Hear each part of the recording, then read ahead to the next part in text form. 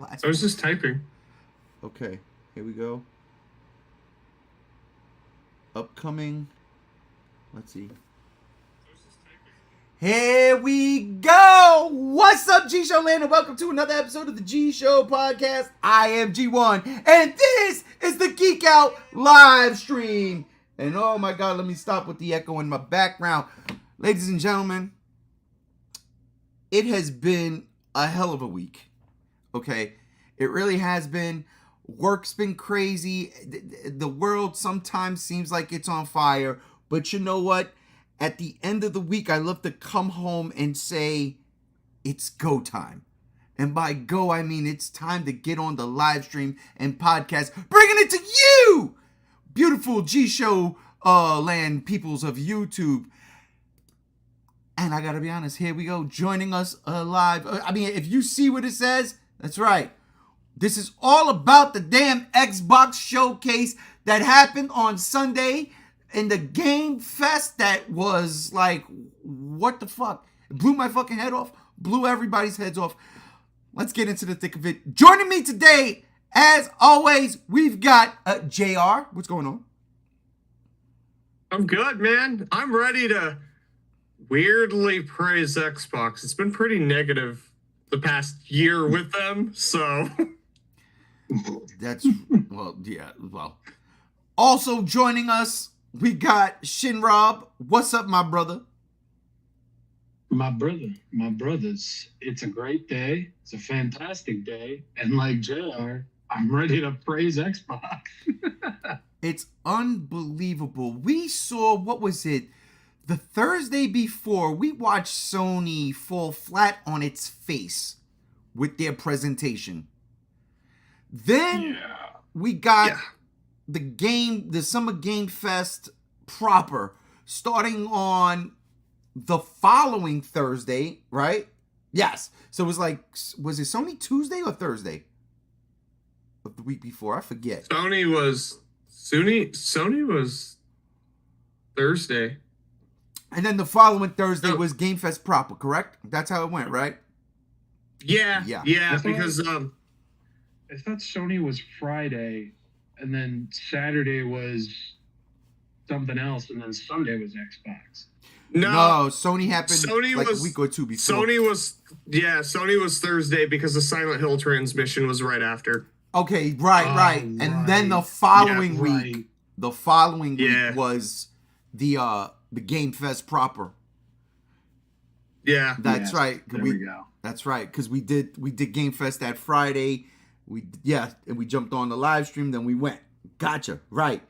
Well, all that was fine and cool and whatnot, but for the love of everything, Microsoft came out and said, if you don't love the box, you're Microsoft. And they hit us with such a fucking banger of a showcase. You thought they resurrected E3. I sat there, I said, I'm looking at games that I normally wouldn't play, like, I would actually play that. And it's crazy because for the majority of it, day one Game Pass. Let's talk about some of these games, because I was sitting here with Rob on Sunday. We were watching the live stream while we were hanging out in his voice chat. And I mean, like, you heard it in my voice. There was so much going on. We were asking for a lot. And what we got, especially things we didn't even know we wanted, but what we got was definitely eye-opening, eye-raising, and again, my hat gets tipped to Microsoft for delivering a game showcase where it was like, here we go. But Rob, I mean, we were hanging out together. What was some of your, like, off the bat, what were some of the things that had your eyebrows raising, like, okay, what's this? Well, definitely Doom Dark Ages. I mean, that's what I think a majority of us here were like really waiting for, just to see what was going on with that. I mean, Flintlock, another great one. Oh God, what was its name? South by Midnight? South of Midnight. South of it, let me tell you, I think you and me, Ray, were on the same brainwave because it was kind of immediate from both of us, just like, yeah, hold on a damn second here. From the animation style to the gameplay to just what was being hinted at and everything, it just looked like a knockout right out of the gate. Just immediate, like, yep, that's it. You don't have to convince me any further. And man, I actually what was that? Damn, what was the name of that game that was like a coming of age 80s teen movie? But at the end of the trailer, they were riding a dinosaur. It's called, I got it right here. Hang on. I had it right here. Come on, Ray. You know it. G1 Mixtape. Mixtape. That. It's so weird because even games we weren't interested in, we were like, hey, yo, that's dope. That looks cool. It's like, it's not for me, but it looks cool. And it felt like there was a beautiful variation for everything. And, bro, I was already won over when we got into it, especially that. But watching that whole showcase, I don't even mean to get ahead of myself, but that's a 5 out of 5, a 10 out of 10, a Gordon Ramsay and a Guy Fieri right there. They baked. They baked until it was fluffy and filled with flavor, and it was good. Great even. Great. Shockingly, I mean, they really did come out the gates. The first thing they showcased was Black Ops 6. And I mean, that makes sense, right? You own Activision. It's the next big thing and the biggest franchise right now going in gaming. And they don't give you any Warzone, any multiplayer, none of that. They give you a straight 3.5, maybe 4-minute gameplay trailer. Story, it's taking place in the fucking, the early 90s? Like, you know, the first Bush was the president during this game. And I was alive. I was there. I remember this time. Politically, I don't remember, but I remember the Iraqi War. I remember the Gulf War. I remember this stuff. I was in the 6th grade, I think, when this was happening. So I remember all this. So I'm watching this shit, and I'm like, oh my God. Then, of course, the numbers come up, and I'm like, the numbers, Mason. What's the numbers? And I'm like, yeah, no, let me stop. But they start with that. So it was a banger because, again, gameplay trailer, story trailer, not multiplayer, not look at how you can customize your weapons, not none of that. I think Microsoft learned, okay, people are always going to play Warzone. There's always going to be people on Call of Duty multiplayer. But let's give this story shit to the people who want that. People like me, because I suck at multiplayer. I tell anybody and everybody right now, yo, what's your game tag? Let's play. I'm like, nah, man. Hell no. I get frustrated quick. I can't. Nah. See how you won't be my friend. You won't be my friend after that. I'd be mad at it. I'd like, fuck you. You know what I'm saying? But, so they came out swinging with the story trailer, and then they go to Bethesda world premiere, and it's Doom: The Dark Ages. Bro, we didn't have our cameras on. We were just voice chat, but I could have swore I heard your jaw drop at the same time my jaw dropped, like it hits the floor. It was just unfettered, unfiltered, unbelievable, and uncontrollable rage violence. And it was glorious. Oh yeah, without a doubt. I mean, I think we called it as soon as we saw the font for the text. It's like, hey, wait a minute, that looks like Doom text. Hell yeah. So as somebody right now who just finished Doom 2016 for the first time, yes, I know, late to the party. I mean, I had it for a while. Congrats. Thank you. Get it together.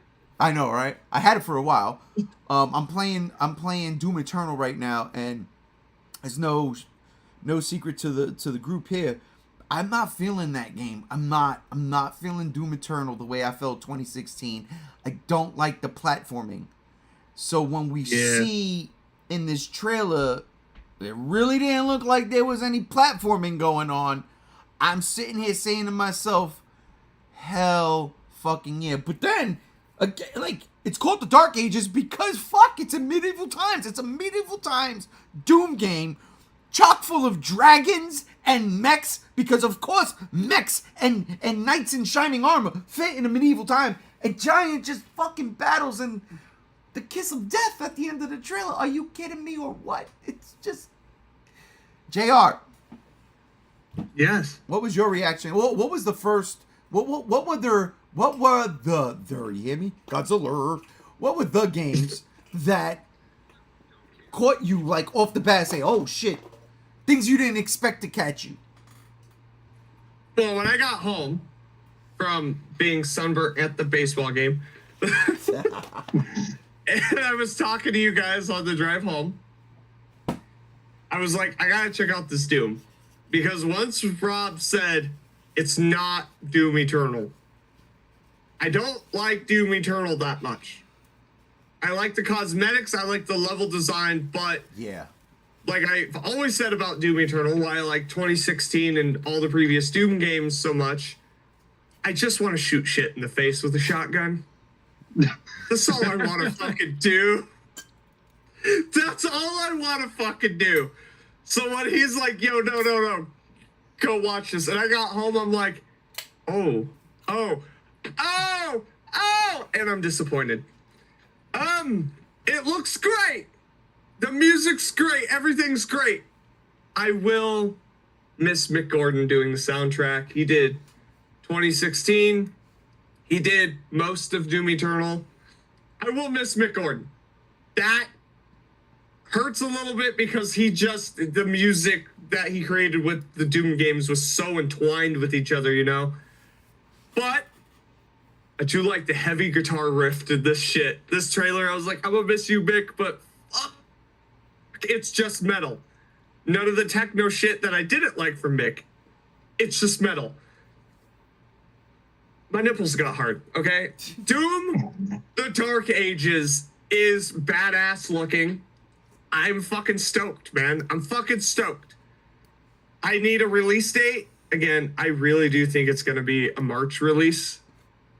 They've done it, what, 1 or 2 times before? Like, Doom 2016 was like March, May, and then, if I remember correctly, Doom Eternal was March as well, around that same time. So I do feel like, QuakeCon, dude, hurry up. And please, for the love of God, just bring back Deathmatch for multiplayer.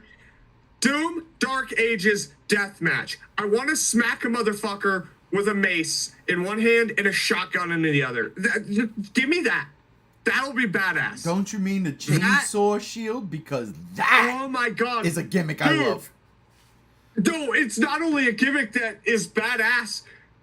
If they're going with the same like Doom 2016, where you chainsaw shit gives you ammo and then like, you know, ammo and then armor and shit, you could do something mechanically with that shield in that vein. Don't take it to the extreme like Doom Eternal.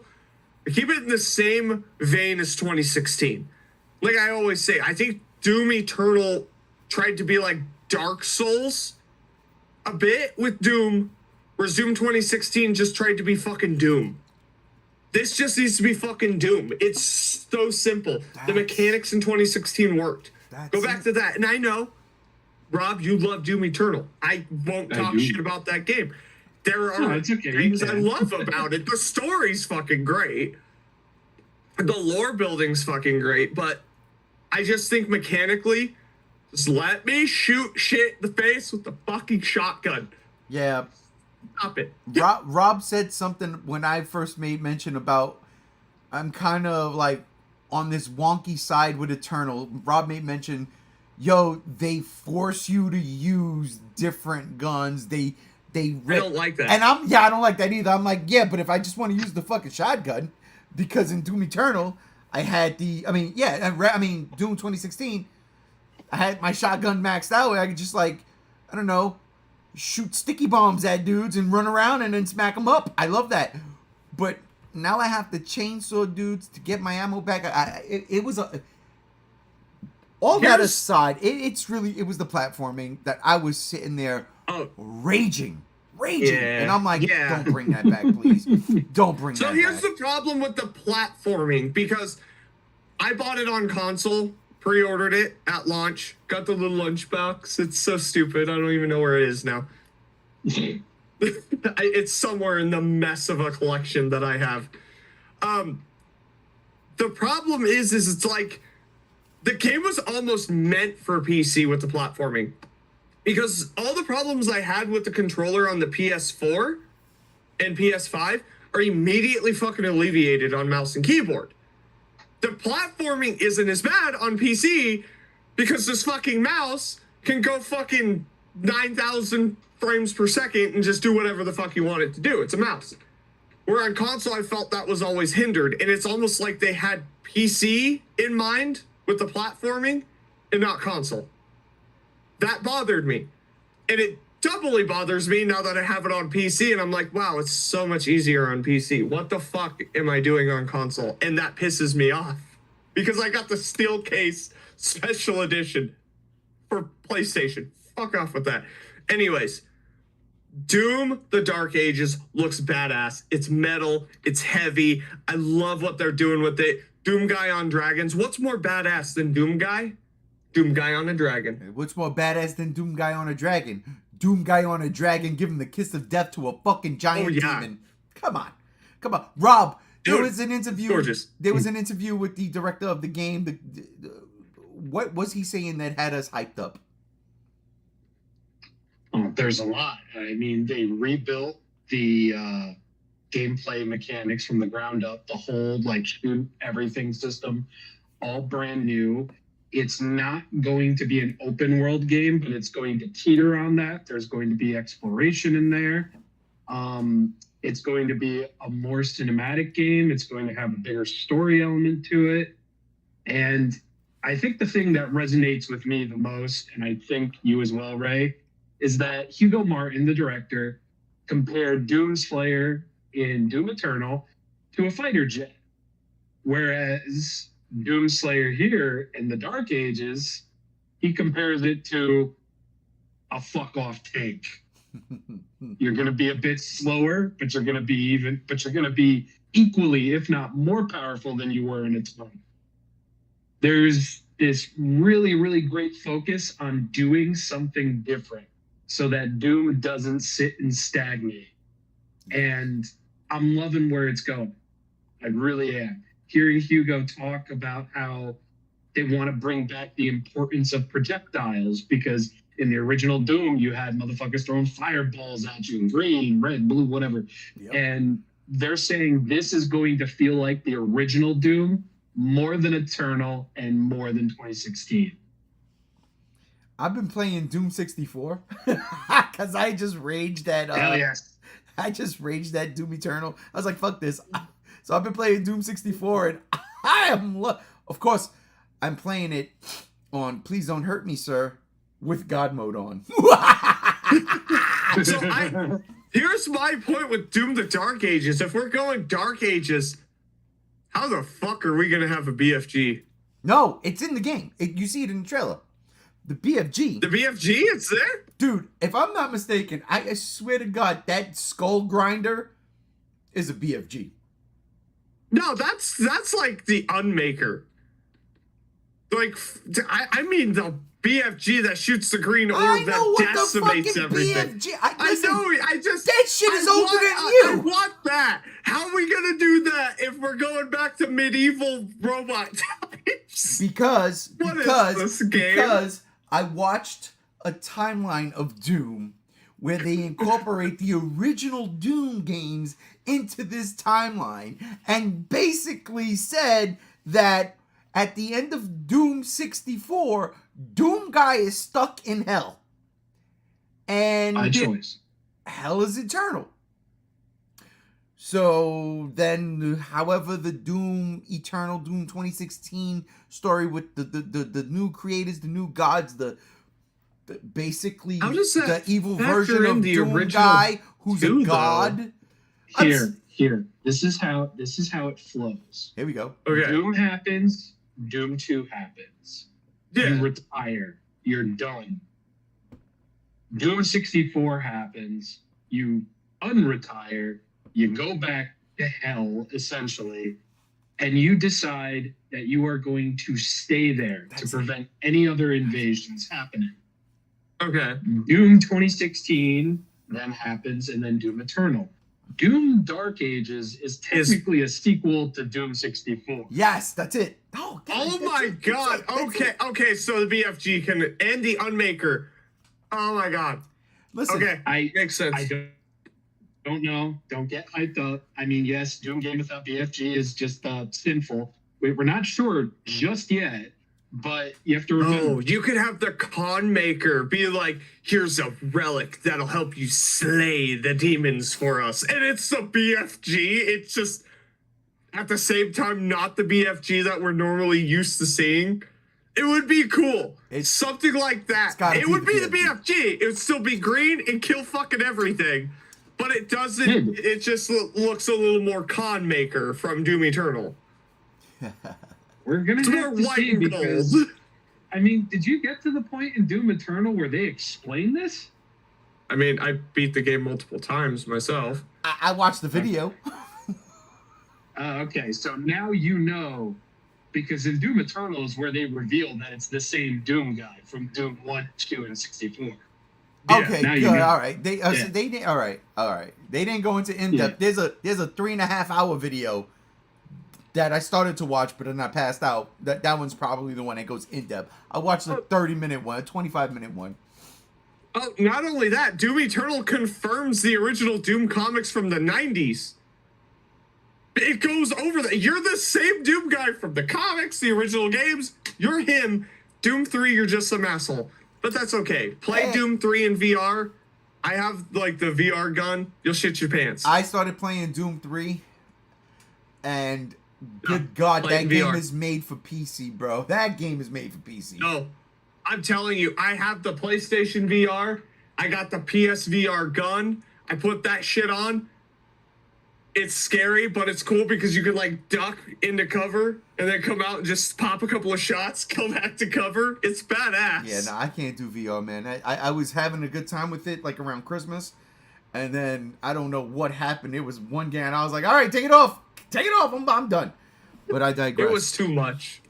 Doom the Dark Ages is definitely going to be a banger. And honestly, day one, Game Pass, the majority of the shit. Fucking Black Ops 6, Game Pass.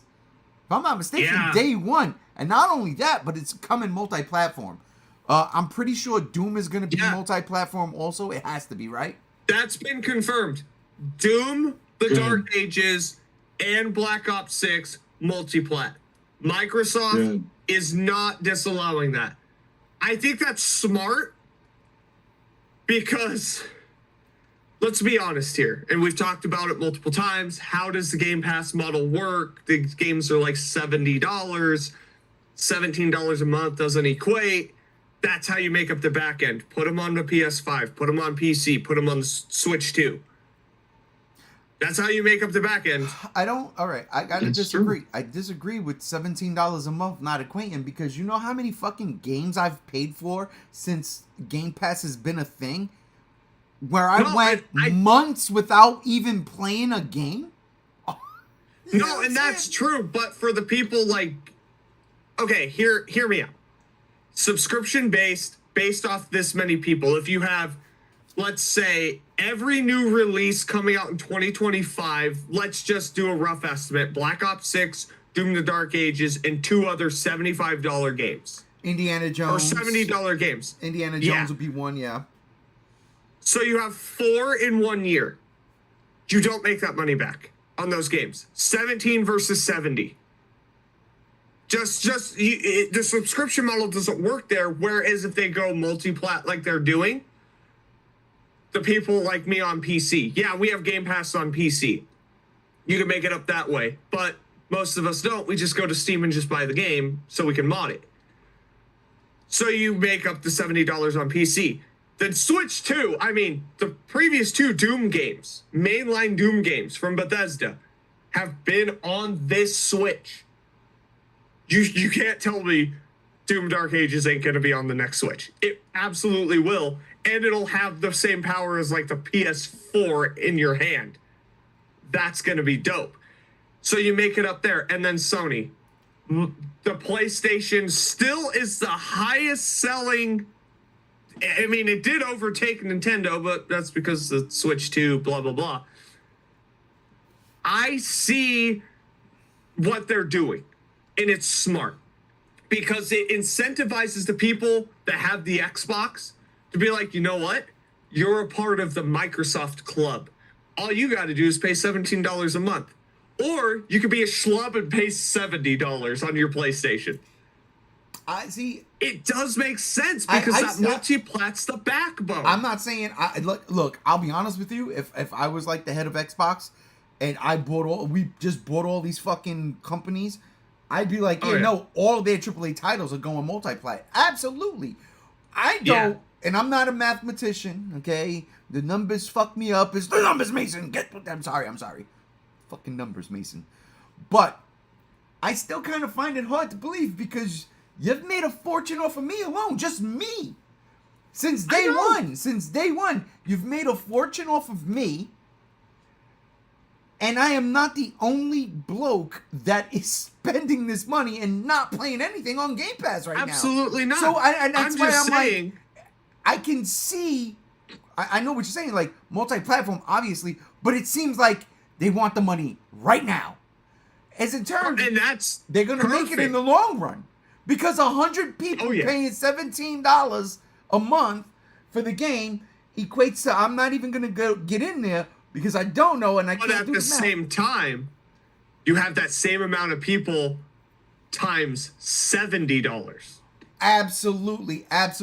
But I guess the difference is you got to figure out how many people are on Game Pass as opposed to, how many people are playing the PlayStation. This is what brings me in. Because I haven't been on Game Pass. Y'all were playing, and we'll get to that. I can't wait to talk about it. That's right. We did a little bit of Horde mode the other day. I was so happy on Wednesday. I was so happy I was involved in that. I was so happy I helped people get to wave 50. Yes, right. Ladies and gentlemen, I jumped on Gears of War. They invited me in. They all gasped. I said, what you gasping about? What's the, oh my God, so what's that? They said, you at level 72? I said, yes, I play this game. Yes. Since 2008, I've been playing this motherfucking game, and I don't stop. It was a good time. I had such a, and I'll tell you this, and I feel bad for my Thanksgiving brothers, because every Thanksgiving Eve, we go Horde. We go Horde since 2008. I got a group and we go Horde. It took me less time to do 50 fucking rounds on this past Wednesday than it does on the Wednesday before Thanksgiving. But granted, we're all drunk by the time we start going.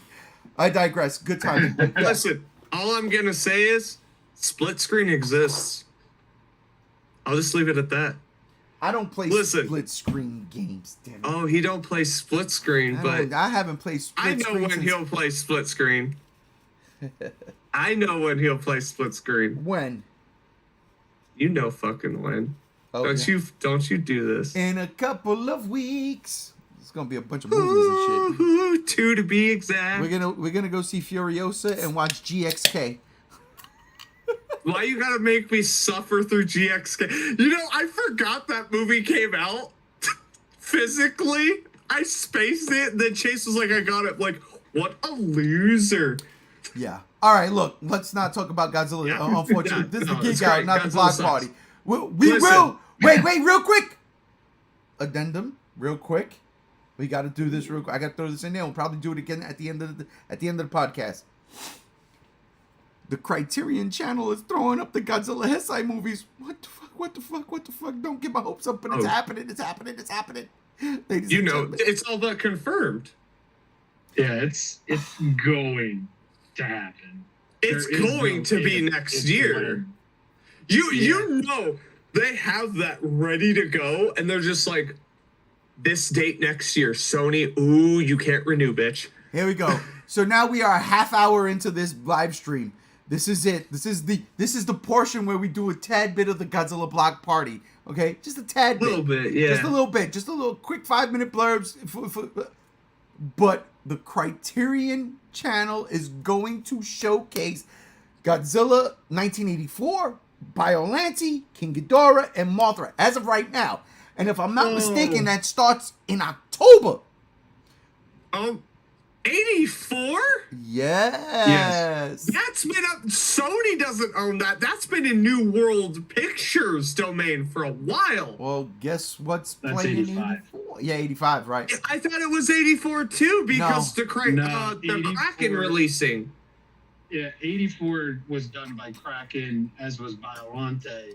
Once all of that was like sold out and done with, it really didn't belong to anybody at that point. So Criterion likely just swooped in and said mine. And, Good. and it's a good thing they Rightfully did. so. Right. Yeah. I was actually a little surprised that we only had those 4. I was like, wait, where's Mechagodzilla? Where's Space Godzilla? Where's Destroyer? I'm absolutely positive they're coming. It's because They are. Sony still has the rights, dude. I'm telling you right now. It's They're because they expiring still by have the them. end of the year. Yeah. Oh, they do. All right. And Into Sony early next can't- year. And Sony can't renew. No. Yo, That's what's crazy. So you're telling me by this time next year, around Father's Day, happy Father's Day to all the fathers out there, by the way, it's Father's Day weekend. You're telling me by this time next year, I could get a Criterion set of the Heisei movies, my favorite saga in all of Godzilla. You're telling me? Oh, No, I God. gotta live. I gotta live. I gotta start eating healthy. I gotta stop drinking. I gotta stop I'm gonna- drinking. Oh, God. Listen, I'm gonna start feeding them carrots in person. I'll be like, here's a carrot. I hate Here's a carrots. carrot. I hate them. You gotta saute them. But no, this is Oh, I'll do it with some butter and garlic, baby. that's delicious. Oh yeah. This is amazing news, Yes. though. It really is, because it does open the doors to the Millennium Saga. Shit, if fucking Funimation or whoever owns the rights to Shin Godzilla, a Shin Godzilla Criterion No, release, could you it imagine? dropped. So that's the thing. Sony owns. They owned Crunchyroll, which was also a part of Yes. Funimation. They owned Yes. kind of both. Shin Godzilla dropped off of Crunchyroll. It's gone. It did. Yeah. Here we The go. rights have expired. Here we go. Criterion, please. All I'm asking you is for Dolby Atmos 4K for Shin Godzilla. That would be dope. The Criterion would Yeah, put out I'll hold such that. a banger of a fucking disc for Shin Godzilla. There's Oh, no dude, doubt in my as mind. long as the glue doesn't melt onto the disc like the Showa, yeah. Look, stop. Just Oh, I put him in I took him out and put him in I a did case. too. It's okay. But I honestly, Yeah, I I'm don't buying think the case. we'll get something like what we got with the Showa era. I think we'll get a nice thing. I think the packaging, especially if it's a collection, which I don't doubt, especially if it's a collection.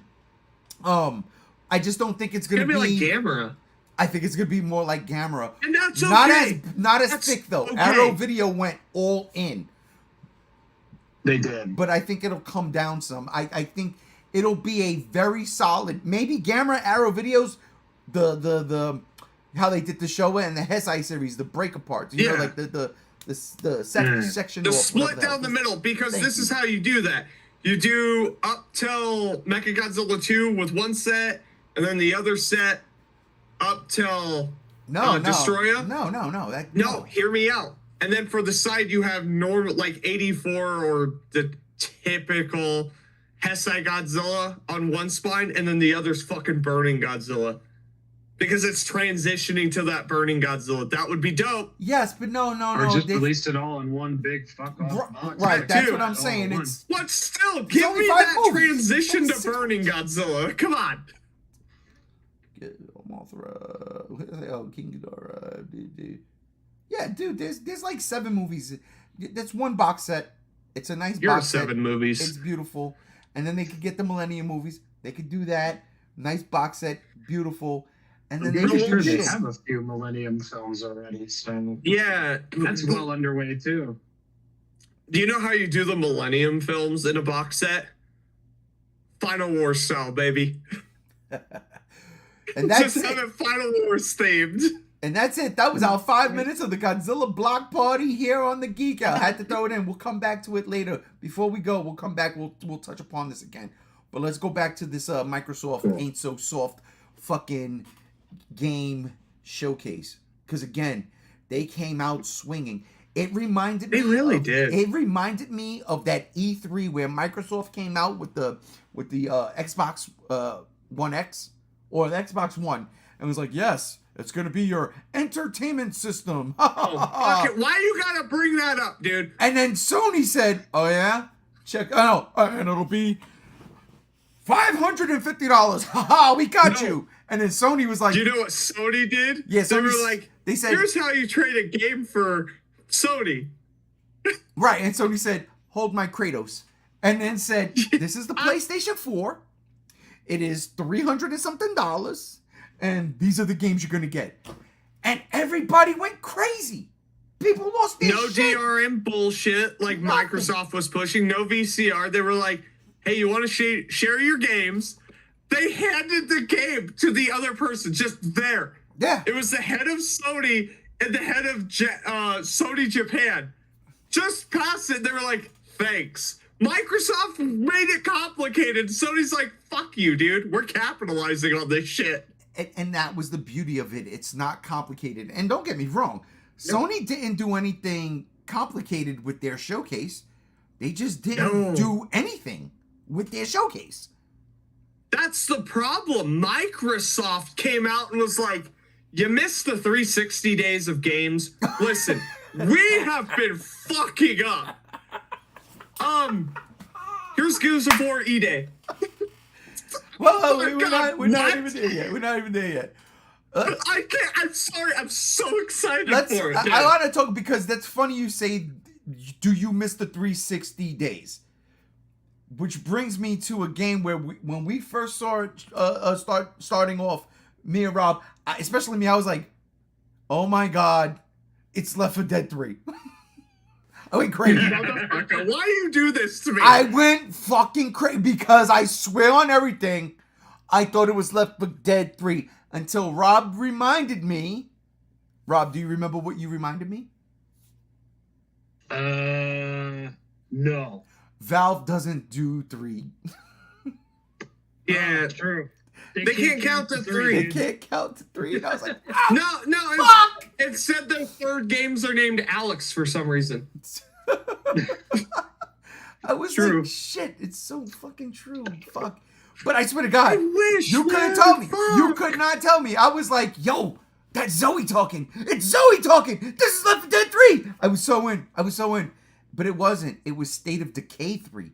Another game that just we came. going? Yeah, we going. It just came, and I was like, oh, shit, okay. I played State of Decay 1. I had fun with it. I didn't beat it I didn't even come close. I played a little bit of it. But I was like, all right, the problem is, Left 4 Dead I need that fix. So I'll play any zombie game to try to get that fix now, right? Back 4 Blood wasn't it. It could have been. But when you gotta be Yu-Gi-Oh! In a zombie shooter, that's no. Listen, Back 4 Blood. That's a separate podcast where we're just gonna shit on it because holy fuck, wasted potential. Wasted potential, absolutely. That's why you can find the fucking Entirely. Super Deluxe Edition for $8 now. It's like, what? It's fucking ridiculous, dude. But that's the thing, and I was so excited and bought into like, oh my Dude. God, we're getting Left 4 Dead 3. And then Rob said, yeah, no, Valve ain't counting the 3. I was like, fuck. Listen, But this shit still look dope. oh yeah, and I'm just saying, Left 4 Dead 2 split screen. Left 4 Dead 1 all day. Oh, I will play Left 4 Dead 1. You I just- love Left 4 Dead 1, baby. You just can't beat Bill. That's all I'm saying. I'm either Lewis or Francis, baby. Let's go. You can't be Francis. She's upstairs. I'll be Lewis. Bill's here. Bill pills here. No, Francis. that's no. Fuck, man, don't do that. That's Bill. Pills here. Come on, shut up. Anyway, That's what the fucking. I swear to God. State of Decay 3. Fantastic looking game. Great trailer. Great Yes. trailer. Yeah. Rob, what were you Absolutely. what were you thinking? Honestly, did you buy into my Left 4 Dead 3 spiel from the jump? Because I was like really, like I was in. I was having sex with my Xbox One X. I was like, yes. Finally, You're getting games. At first, yes, because the blind hype was just like it was blinding me, blinded by the light. Blind and love it.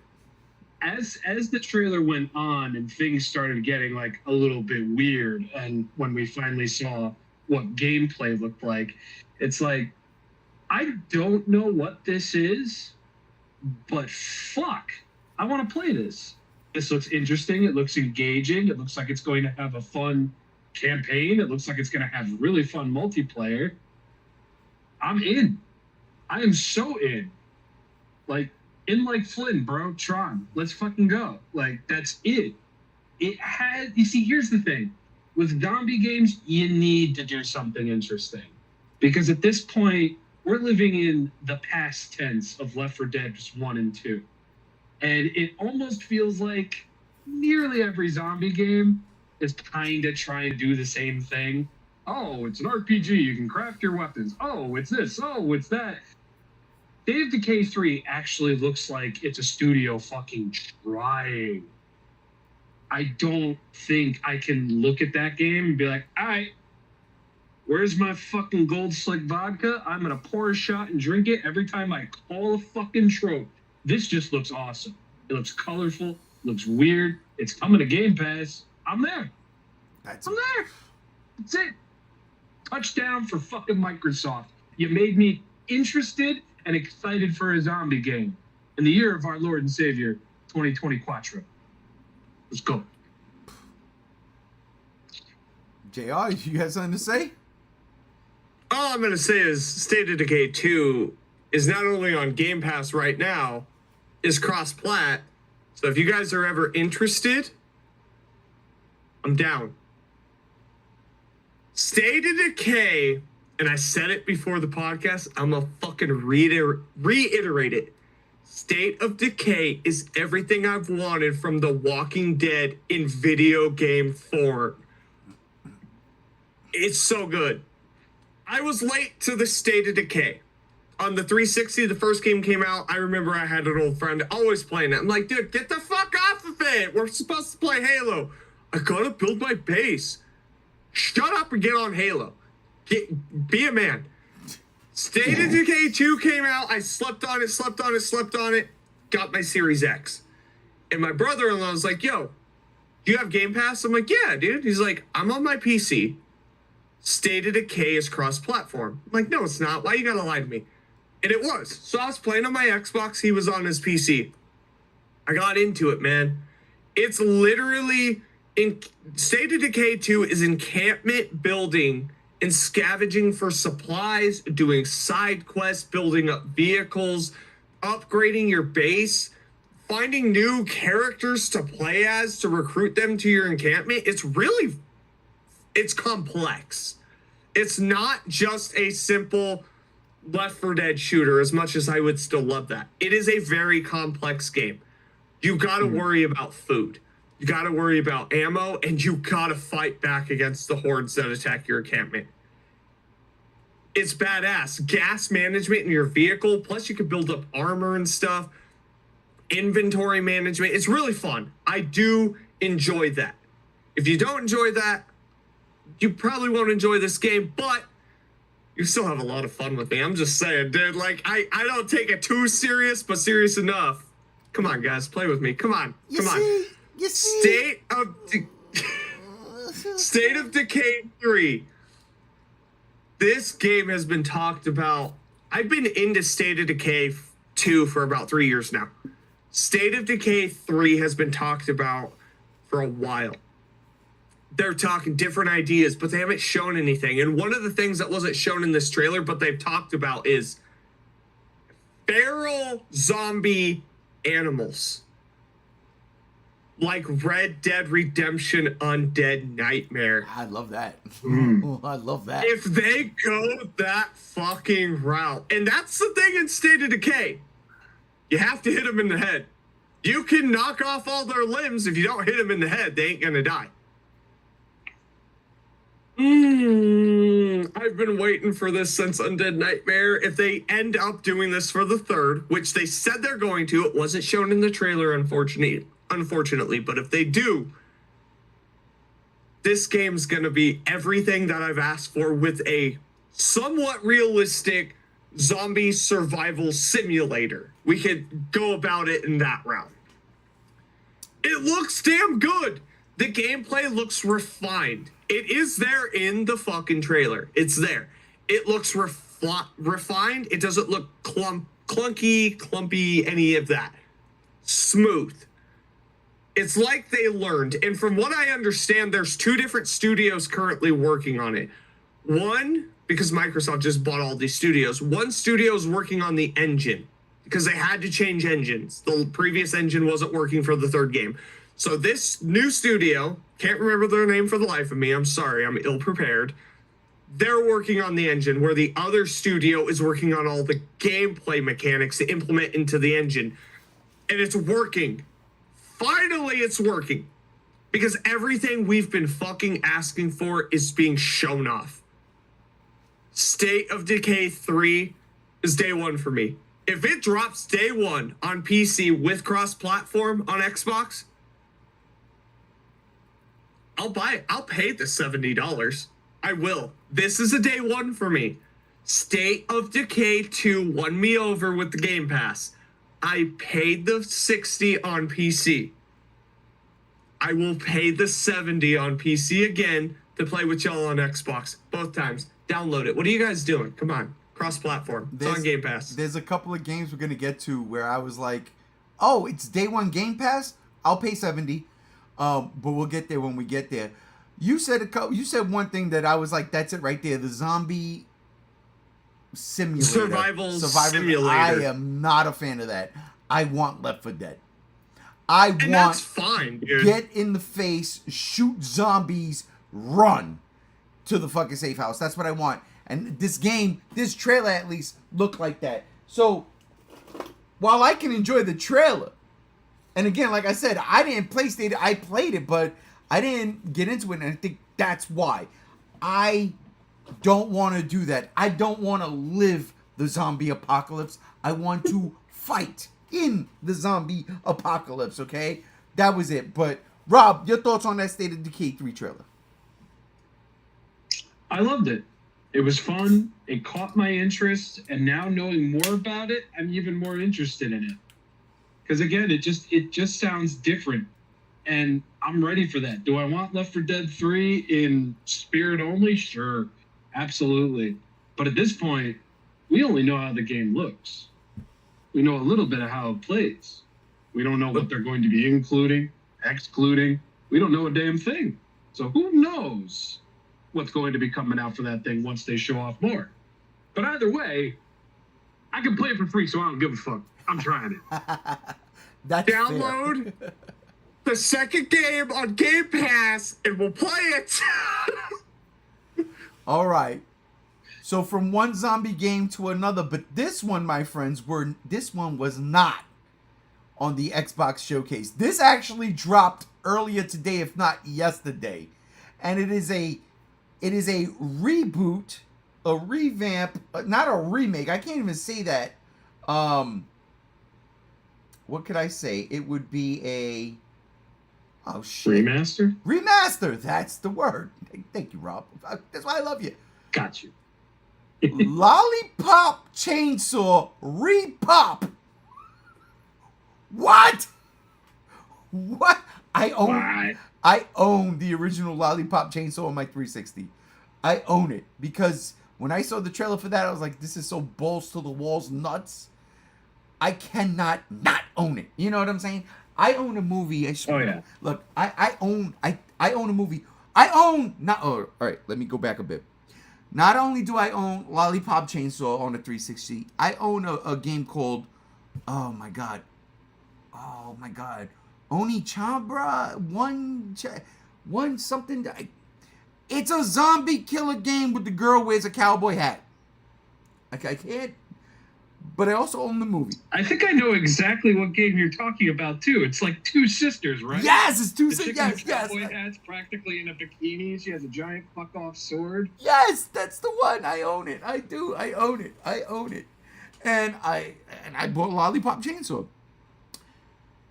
This trailer for Lollipop Chainsaw Repop, though, I was like, what? Because you're getting two games in one. You get the original game, but this one, this repop, if you will, they toned down the violence apparently, and instead of all the fun blood squirting, absolute insanity, you get even more insanity because now it's shooting out, instead of blood, rainbow colored hearts, and just like, it's visually insanity. It's an acid trip. The first game James Gunn was involved in. This one doesn't seem like James Gunn's involved in, and I'm pretty sure it's the same exact story. But this trailer was absolutely bonkers. I had to talk about it. It was so bonkers that I actually put it up on the thumbnail. It's in the thumbnail. It wasn't even a part of the showcase. But it made the thumbnail only because of the crazy ass memories I have from the first game, and then seeing what the fuck is going on here. But Rob, you were the first person to comment on it when I threw it in the chat. What is your thoughts on this? Well, initially, oh shit, digital release September 25th. All right, cool. Anyway, there's gonna be a physical version of this fucking game. I swear to Christ. What are we talking about? Lollipop Chainsaw. It releases digitally on September 25th. Oh shit! Oh God, right around the corner. Yeah. Better be a physical version. Anyway, first thought is like, holy fuck, I finally get to see what this game looks like right now. And then, I see Juliet doing her thing. She's cutting shit off and all this other stuff. It's wicked. It's cool. And it's like, okay, that's not blood. That's neon colored art pop looking special effect. Finally, that's not even a word, and I'm going to fucking say it. Finally killed my hype just because one of the best things about Lollipop Chainsaw as a game in its modern day and back when it was released is that you are taking this bubbly, adorable fucking cheerleader, giving her a chainsaw, and she is badassedly murdering these fucking zombies, ripping them limb for limb. Great fucking soundtrack. The contrast is amazing. Fucking Gordon Ramsay couldn't cook this shit up if he tried. It was just the perfect balance. And it's like, now, I'm not going to lie. I'm buying it day one. Are you kidding me? I've been waiting for this moment. It's just, it's a little weird. Like, I wish that wasn't part of the initial version of the game that's going to be more, like, pretty looking and everything. But the big catalyst for all of this is just like, if you don't want to see that, apparently you can just click a button and play the original version of the game, which is also a really big deal because this game has not been available digitally for a very long time because of the rights with the music, more than likely, I think. So you're getting the game you want. You're getting an updated version of the game that you want. Is there really room to complain? Yes, there is. The blood should absolutely be in there. I don't like it. Put the blood back in. But at the same time, I'm buying it. I'm supporting it because I've been waiting for a sequel to this game since the game came out. I beat it in a weekend. It's like, I need another one a day. And it never happened. So if this sells well, and it does well, it's reviewed well, I'm sure somebody's going to have a thorn in their sack about, fan service, jiggle physics, whatever. Who gives a fuck? Most of us are here just to kill zombies and listen to music. Fuck off. Right. So, if it does well and we get a sequel, bro, that's it. That's what I'm here for, and that's what I want. If it shoots neon colored hearts out, we can kill it. That's what it feels It's like. true. And it's funny you say that because you're like, all of a sudden, like, it feels like we're in reverse. Like, usually you're more open to things like this, and I'm like, nah, man, you got to give me the hard R, rated R, violence, limbs. I want it all. And here I'm like, this kind of looks fun. Don't get me wrong, I'm probably going to play it on normal mode, original mode. But I'm like, I ain't mad at this shit. It's crazy. It pops. It reminded me of a Dance Revolution game, but killing zombies. It's like a beat. It felt like a beat game. Like, could you imagine they turned Lollipop Chainsaw Repop into a beat masher? Hit the buttons to the beat, and then it's playing rainbows and sunshine and hearts, and I'm all for that. That's not the game. That's not what we saw, but I wasn't mad. I can't lie. At first, I thought I was. I watched it the second time, and I go, no, I'm not mad. This is nuts. JR, what about you? I never played the original. I'm a sinner. I'm gonna go to hell. What? Yeah, I just back when that game was released, 2010, 2011, I was Call of Duty, Battlefield, Halo, and Minecraft. Weird. That was it. I never really deviated. Alien vs. Predator 2010 as well. I never really deviated from those games, so I missed out on it. This is my second chance.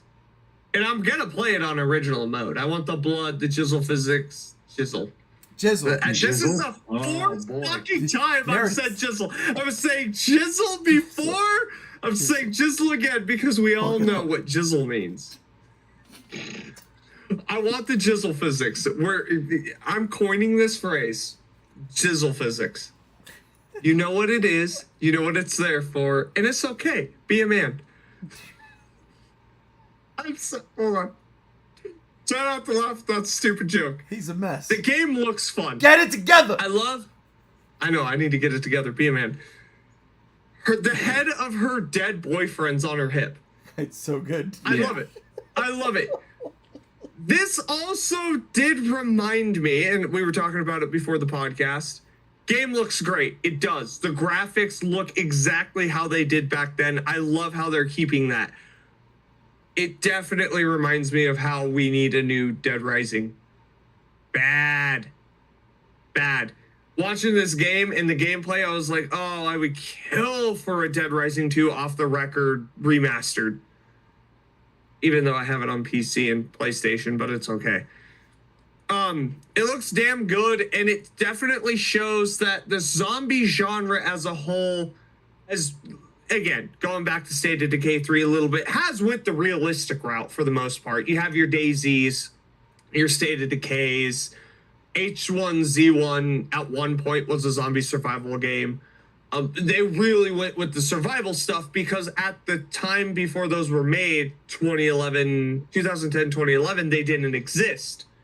So now that's all we're getting, and now we're just kind of like Left 4 Dead 3, Lollipop Chainsaw, Dead Rising. Can we go back to the arcadey zombie games where we could just have fun? I think we're getting there now. We can have both. Lollipop Chainsaw looks like a lot of fun. The jizzle physics, I can't wait for it. I'm not going to stop now. I can't wait. Speaking of jizzle physics, apparently every single costume that was available as DLC for both the Xbox and the PlayStation versions are going to be in the repop. And apparently there's going to be even more. So, wasn't there, and I can't remember, I watched a review a while back. I can't remember if it was a mod or actual DLC. There was a goth girl outfit. I'm going to be completely honest, and I don't care if I self-report myself. The only costume I remember from the Xbox version was the seashell bikini, because that's what I had her in the entire time. Oh, yeah. Listen, goth girl, seashell bikini. I'm glad that this is coming back. And yes, I agree with you, Rob. People are going to bitch. They're gonna No, bitch. absolutely. Let them fucking bitch, because there is a market for this shit. And because people don't want it to exist doesn't mean it's not going to exist. You can have the best of both worlds, and that's what this game's providing you with. You can have the original or the not original. You choose. And that is okay. Yep. And here we are, ladies and gentlemen. We are in our first hour now. Here we go. And we're going to have to switch it up. We got to switch it up. We got to go from zombies to something that caught my attention to where I was like, what's this? I started singing the damn song. What's this? What's this? You know what I'm saying? I was Jack Skellington. Although There's magic in the air. it really was. South of Midnight. All right. Apparently this game, they showed a, not a gameplay trailer, but a trailer reveal last year. I don't remember it because okay, whatever. You're showing a trailer reveal, whatever, a game reveal. I don't remember it. This is, hey, this game is coming out. Okay, whatever. But on Sunday, Microsoft said, here's the gameplay. And I start watching this trailer. Oh my God, me and Rob, I was hearing like stunned silence while not being silent. This game fucked me up. From the animation of the cutscenes, looking like a Spider-Verse movie, to then the animation seamlessly transitioning into actual gameplay and being fluid. In a bayou of Louisiana, with a giant fucking mystical fucking frog god, a giant alligator with a fucking little island on its back. The soundtrack, it was, look, I can't describe it. All I can say is it's coming to Game Pass day one. I'm buying it. I'm not even gonna play it. This trailer sold me so fucking hard. This is one of those games that you don't see happening. For me, it was like when the first time I saw the Wind Waker. I'm not a Zelda fan. I saw the Wind Waker. I said, "Oh, I want to play a cartoon. I've always wanted to play a cartoon. Video games are at a point where we should be able to play cartoons, and the Wind Waker is giving me a playable cartoon." I bought it, wasn't disappointed. South of Midnight gave me that same fucking vibe. I said, this got to be a day one buy, purchase, easy. I gotta have this. I'm gonna have to go to GameStop and pre-order this game. They're gonna say, it's gonna come out on Game Pass. I'm gonna be like, could you just take my fucking money? Gotta understand. Just take my money. But Rob, you was there with me, man. Like, was my reaction? It was my reaction. I can't. I don't know. How was I? That's what I'm trying to say. Jesus, get it together. I remember, like you said, the stunned silence, but it wasn't silent because everything that got shown off one after another, it was just so enthralling. Like, we got the cutscene. It had that stylized frame rate to it. The music was fantastic. The art style was beautiful. And, we were feeling it. The vibe was there. You were like, oh, shit, Wind Waker. And I'm sitting there like, are they going to show gameplay? I really like this. How's it going? The minute it transitions into fucking gameplay, I think that was it for both of us. I think you could hear both of us audibly throw our arms up in the air, and it's like, yeah, I'm buying this. Because the combat is interesting. The style is awesome. The story about apparently finding your mom or something to that extent, relatable. It was just one of those games that checked every mark that you didn't know you wanted to have marked. It was the thing you needed that you didn't know you needed. And it just looks insanely fun. Sounds great, looks great, music's great, looks like it's gonna fucking play great. If this game ends up sucking, I'm gonna be heartbroken. Same. Because I am behind this game 150 fucking %. And I too am going to be buying it because it just looks that good. It sold me that hard. In that one gameplay reveal trailer alone, they sold me a house, bro. I'm buying it. I got my mortgage all fucking set up. This is it. I'm here. We're going to Louisiana. It's going to be in the bayou. We're going to be fucking hanging out with giant frog god, giant catfish, giant fucking alligator, all mean, taking out the church. Bro, this is like the weirdest combination of giant monsters, mysticism, folklore, and just action gameplay that, I didn't know I needed this. When did I ever think I would ever need something so fucking cool? And here we are. Day one, baby. Day one. Day one. JR. American Dark Souls. What? No, nowhere near it. Hear me out. Because I'm watching it right now, combat and everything. American Dark Souls. Dark Souls is Japanese. FromSoft is Japanese.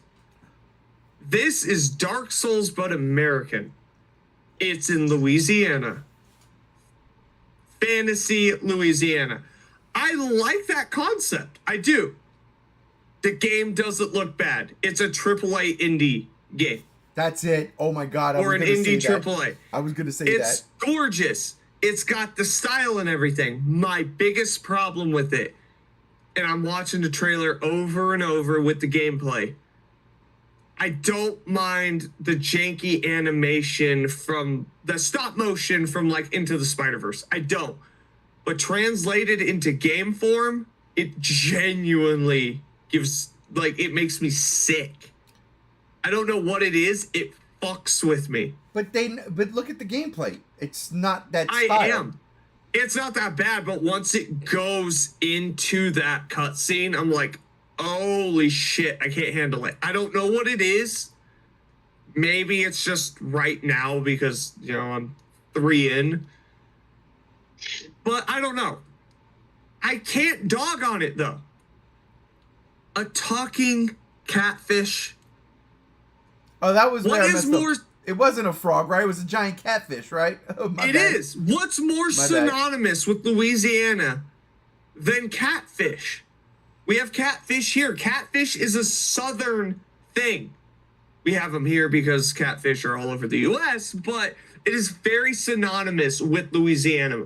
And I love that aspect. I love it. This game is like Cajun spice, dude. I love what I'm looking at. And a little bit of it's spicy and it makes me a little, oh, my belly, but it's okay. I'll play it. It looks fun. And it definitely reminds me of Dark Souls. And you can't tell me it doesn't. I've been playing fucking Dark Souls for almost 2 goddamn weeks. It's got the goddamn health bar. It's got the goddamn combat. And that's okay.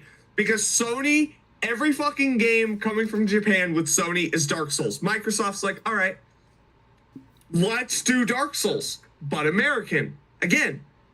And it fucking works. I'm down for it. And I love how when you kill this boss, the flower meadow appears. Like your uncorrupting nature. It's beautiful, aesthetically beautiful. I love the main character so far. I love the catfish. This looks fun. You say Dark Souls. There is a Dark Souls game, Dark Souls-like game coming out for Xbox. Where is it? Wu Chang Fallen Feathers. Yep. That is the oh, and then it's day one with Game Pass, which means it's either a time release or it's a Microsoft exclusive. But that one right there felt extremely Dark Souls. Extremely. Yeah. Oh yeah. You know, but excited for that one. That's okay because Microsoft understands there's a market for this. And instead of being like, we're just going to wait for FromSoft, they're like, fuck that. Let's make our own. We have the studios, and that is okay. Sony has plenty of knockoff Souls.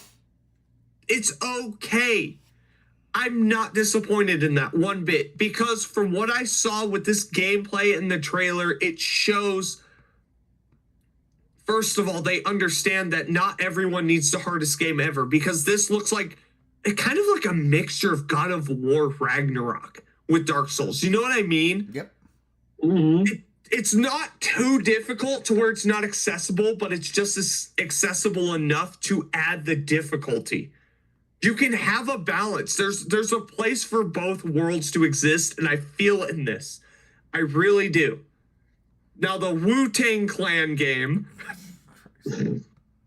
Unbelievable. Would play a Wu-Tang Clan game.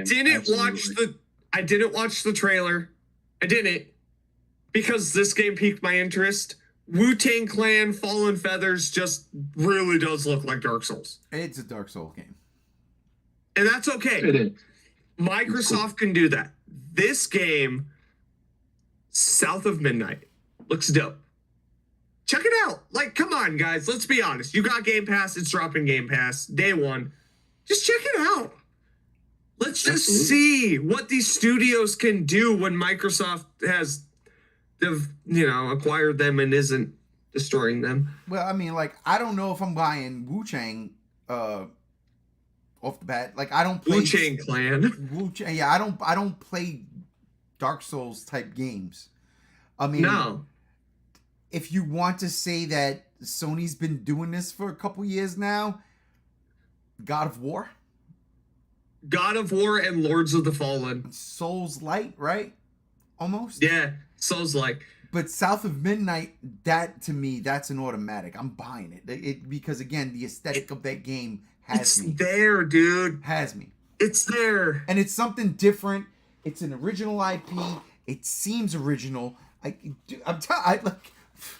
Bro, I'm a cosplay as Gambit when I play this game. Like, I don't give a fuck.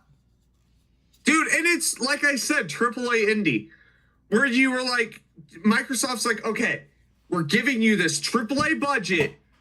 Make an indie game. And that's what I was saying Sony and Microsoft needed to do. There is a market for that. Give the indie studios the creative freedom to make whatever they want and give them a goddamn budget. This screams that. It does. Well, listen. If that Wu-Tang, with however you want to say it, and it looks cool, is a straight up Souls game. Did you peep the Flintlock Souls Lights game? Because let me tell you something. Watching that trailer again today before when I was putting this together. Oh, I've got things to say about that. That might Talking be about another Souls day game. went by. That might be another day went by. Rob, we were together again. What the hell were we going on about when this trailer showed up? It was kind of like in the same vein, because again, we got something that was very fleeting looking. It had a cool style to it, cool looking main character, something going on with a fucking mystical ass fox and shit. We got like walking skeletons and creatures and stuff. It just looked like a game that I could have fun with. I mean, it's one part there's some gore going on. There's a lot of action going on. Then you got the fantastical side to it with this little fox spirit thing. And this is the one where it's like, oh, God of War. Big God of War for here. Yeah. Because it's got the same camera angle. Look, like the action and the fucking gameplay look fucking sick. I mean, guns, swords, lightning, all this other stuff. And then she jumps. And she rides the fucking fox through the goddamn air. It's like, this is fucking God of War Ragnarok if Kratos could still jump. Bro's knees is all fucked up. This, I already have it installed. Like, that's how serious I am about it. It's already installed. I can't play it yet. It's installed. I'm waiting.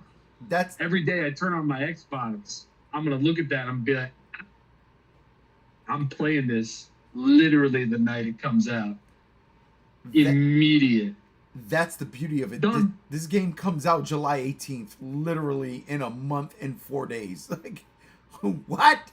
And I will say, one of the things that really got my attention too with this trailer there was this Kill Bill vibe to it that I was like, oh, I'm all in. I'm all fucking in. Mm. It felt like a Tarantino cut trailer. And I was like, yep, give it to me. I'm in. JR. Flintlock. Bloodborne called. It wants its gameplay back. Don't you mean Bloodborne is thankful for getting eyes back on it with this game? I ain't saying it's a bad fucking thing. This looks funner than fucking Bloodborne. I don't like Bloodborne. I like blocking in my Souls games. Give me a fucking break. This looks fun. I agree with Rob. God of War, but she can jump. Not only can she jump, I have to add the Bloodborne vibe to it because it's there. Very parry. You use the gun to stun, and then you go in and go ham fist with your sword. I like that. The fox, dude, it's a whole other gameplay mechanic. It's expanding.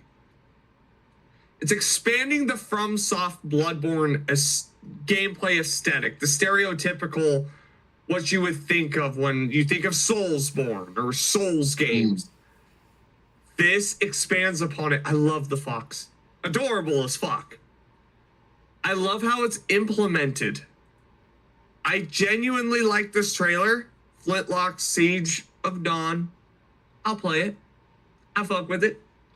And it's hard to not. It's $17 a month. Come on, dude. Again, the value's there. The value hasn't been there, and now it's there because they're releasing games. This looks fun.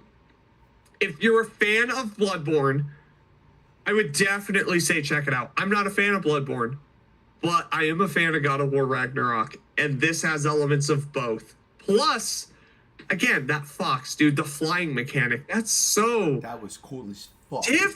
It's different.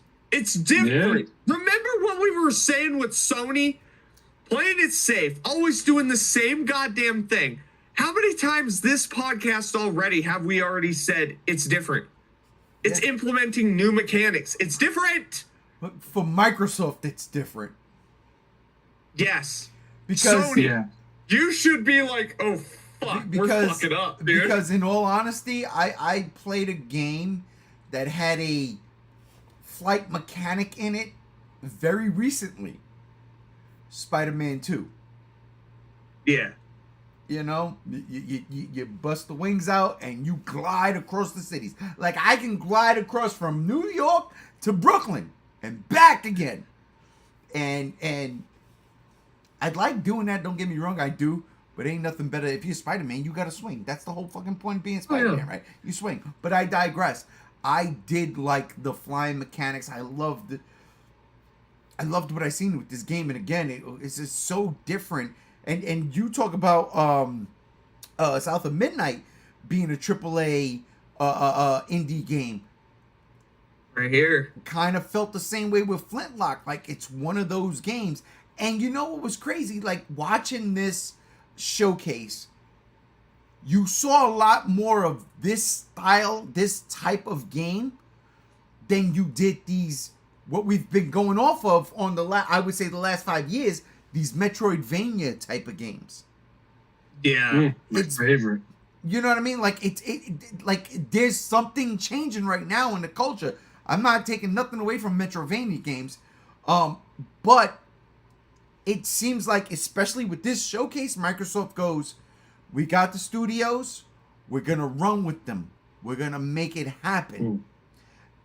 They need to do that. They need to do that. You know, because again, shit. They do. A couple of months ago, we were talking about Microsoft is they're becoming Sega. I don't want that. I like Microsoft. I think Microsoft being in there is healthy. I hated the first Xbox when it came out. What the fuck is this? Why is it competing? Why? And then Sega fell. I was like, no, Sega, no. But Sony didn't drop out. Nintendo will never drop out. They got 150 years on people. Yep. They're here forever. Nintendo's here forever. I love them for that. I don't. Did you hear anything? Are they doing a showcase anytime soon? Like, are they just saying, well, apparently, apparently sometime this month they're going to do a direct that's going to focus on summer moving into the early ends of fall. And I imagine we'll get another direct towards late fall, early winter, where they'll eventually showcase the Switch 2, essentially. But I do believe this month they are going to announce a direct, and I hope it is going to be a big one, because right now Microsoft is holding the torch. They've got the golden goose because they had a game for everybody. Yes. Dude. Everybody. And that's what we've been asking for. Again, back to the 360 days. We asked throughout the Xbox One era. 360 days. We're well into, if not the end cycle of the next gen. And we haven't seen shit, and Microsoft's like, here's your 360 games. This is the shit we've been asking for. I don't know. See, that's I'm the so thing. happy. I don't, and maybe it's because I just got a PS5. I don't think we're at the end of this generation cycle.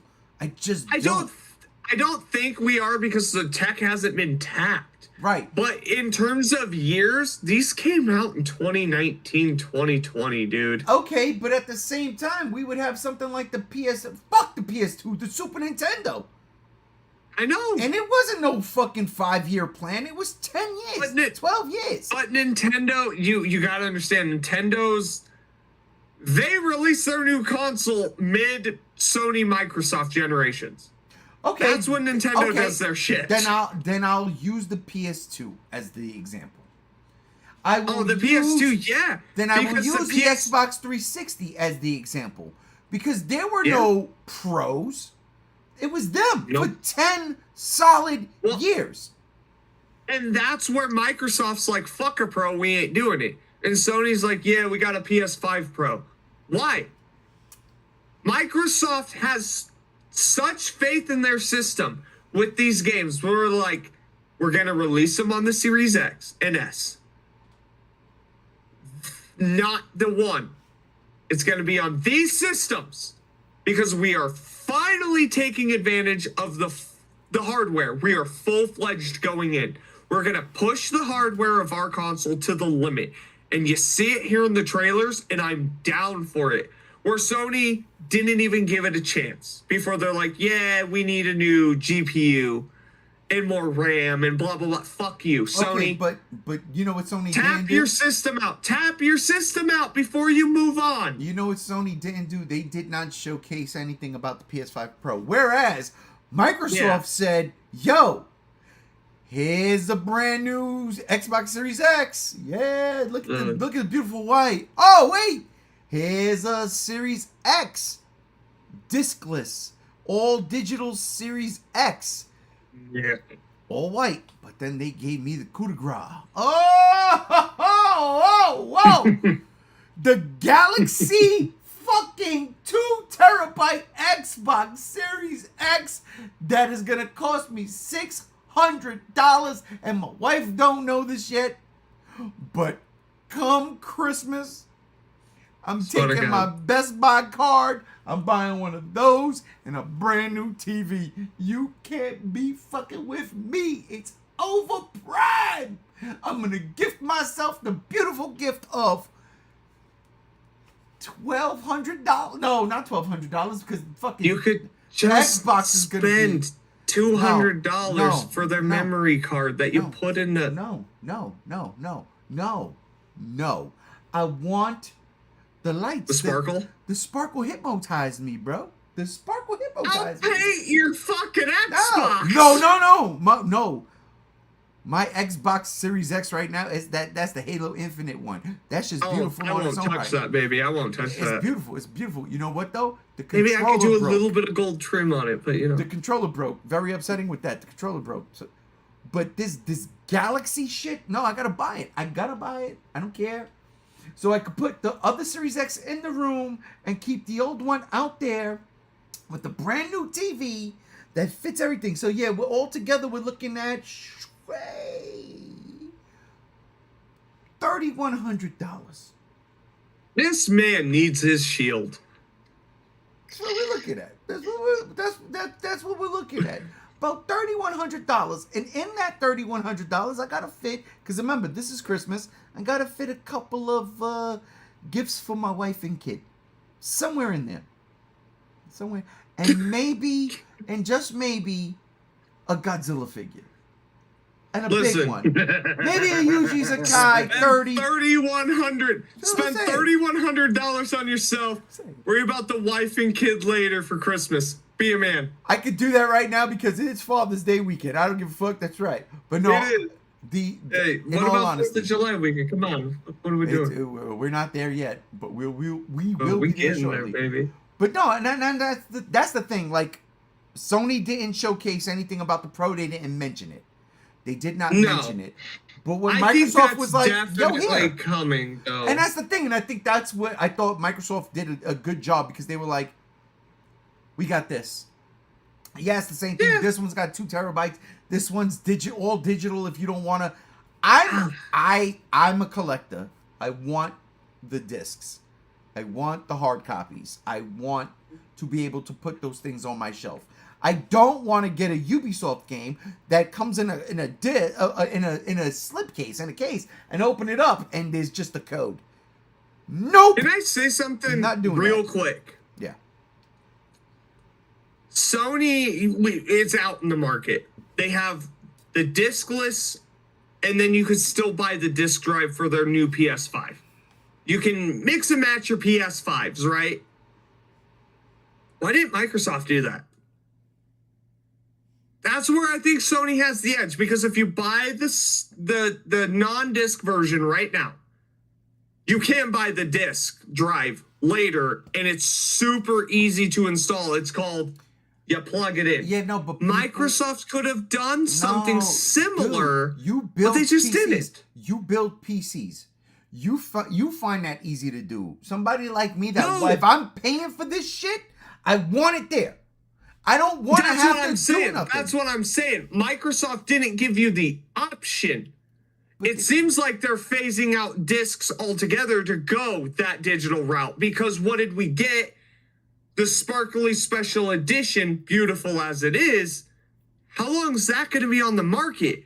How long is the Series X with the disc drive going to be on the market? It seems like they're phasing it out, where Sony's like, if you want it, it's here. If you don't, it's not. Well, you maybe, could just buy the disc drive later. But maybe that's why they did not showcase the PS5 Pro, because maybe the PS5 Pro is straight digital, and that's where they're going. If it is, I am so pissed. I swear to that podcast will be a 30-minute straight fucking rant. I will grab every physical game from Sony, PlayStation period, from the PlayStation 1 up to the 5, and on camera I will bitch and complain.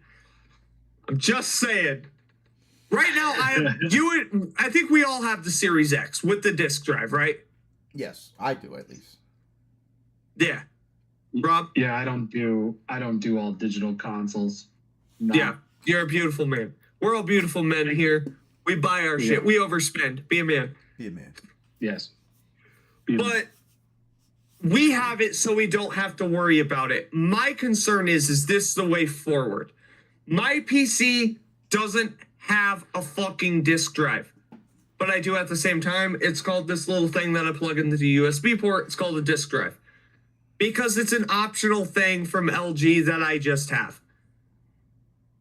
I don't like the idea of not having my discs for games. PC market has been digital for a long fucking time. I use my disc drive for movies. When we're just chilling out, let's watch Tremors 2. I have it on DVD. Let's watch it.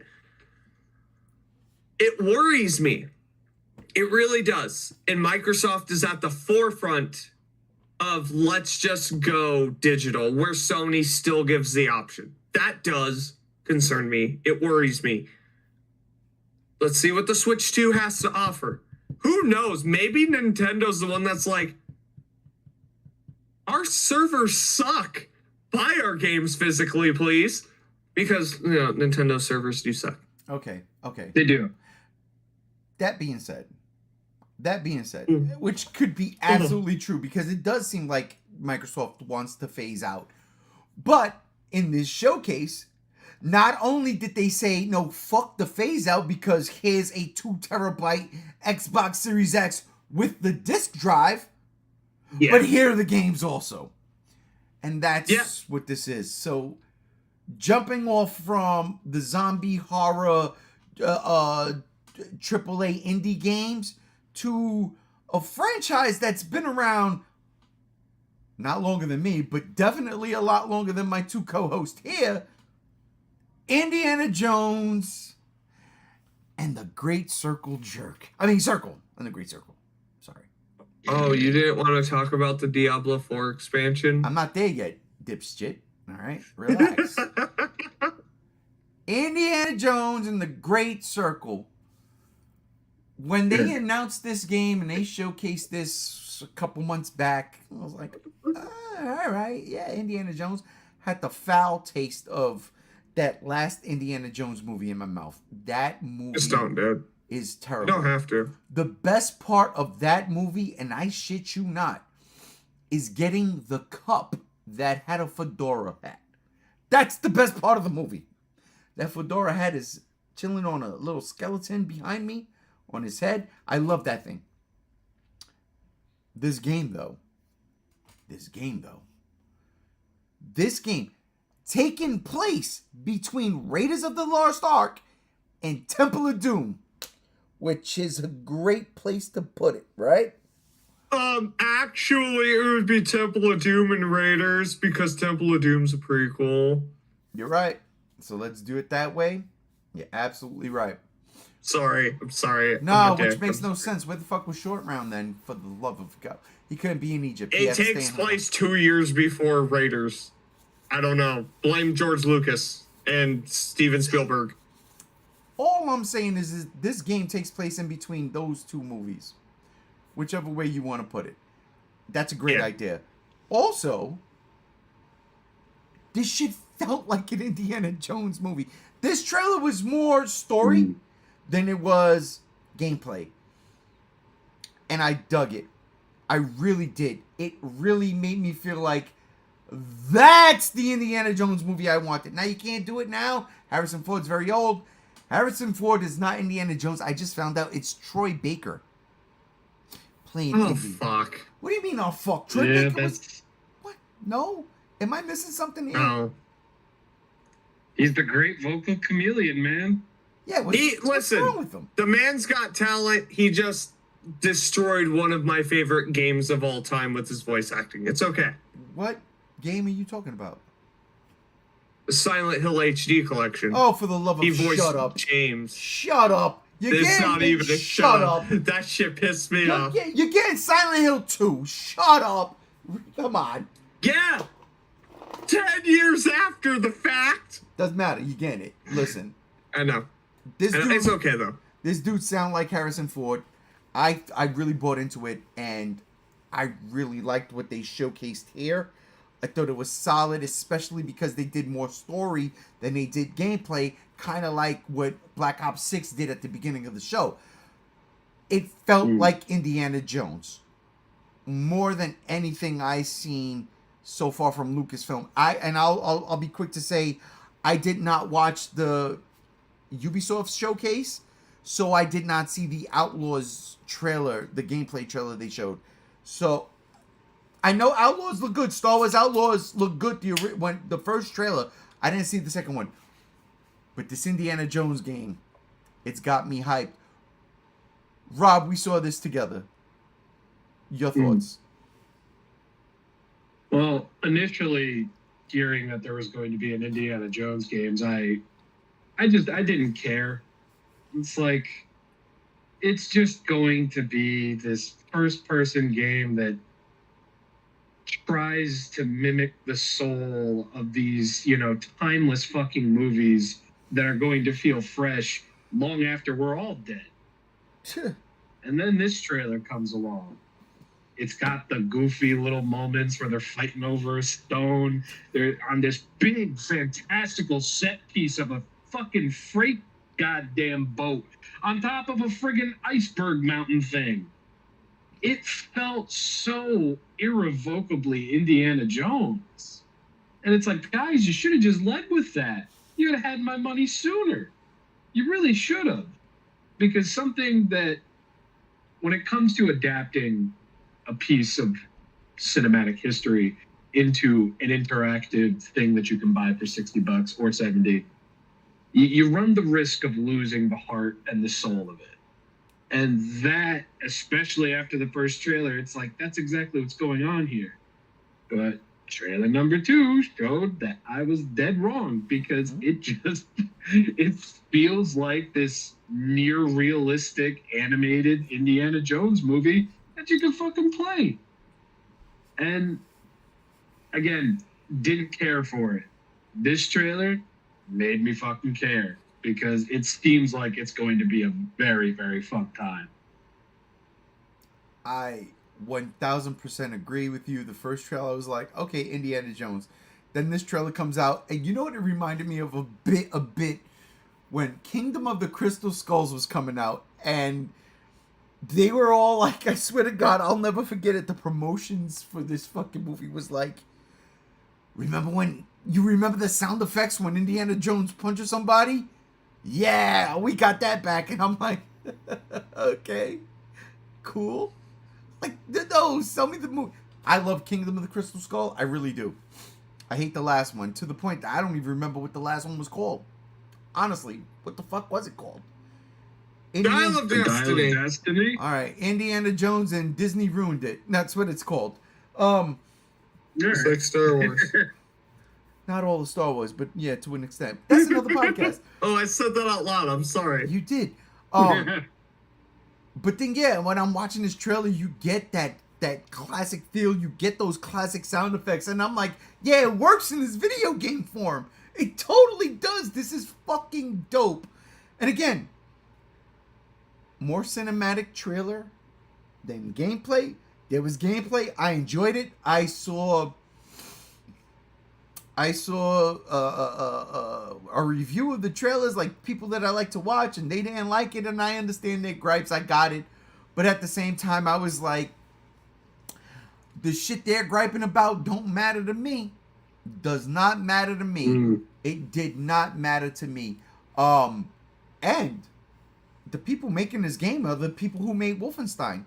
The last 2-3 Wolfenstein games. Fire. Yeah, let's go. That's all I gotta say. JR, did you watch this trailer, or are we going to just cut to the next one? Nah, I watched it. Here's my thing.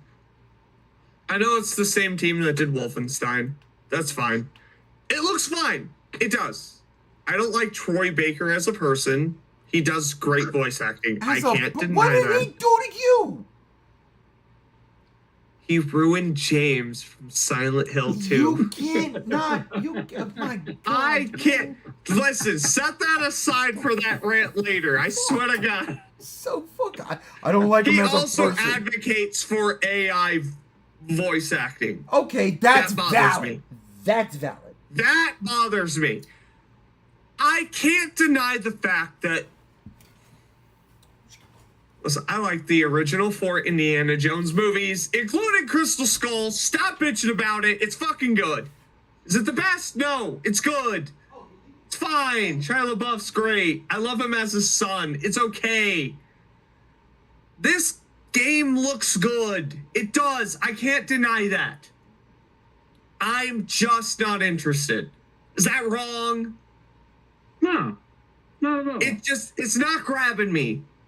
It's Bethesda, and I love Bethesda, but I fucking hate Bethesda. I love Bethesda up till Fallout 4, and then I fucking hate Bethesda because everything they've done after is absolute dog shit other than Doom. But even Doom Eternal pissed me off, and it's Bethesda. I don't know. Mixed relations with Bethesda.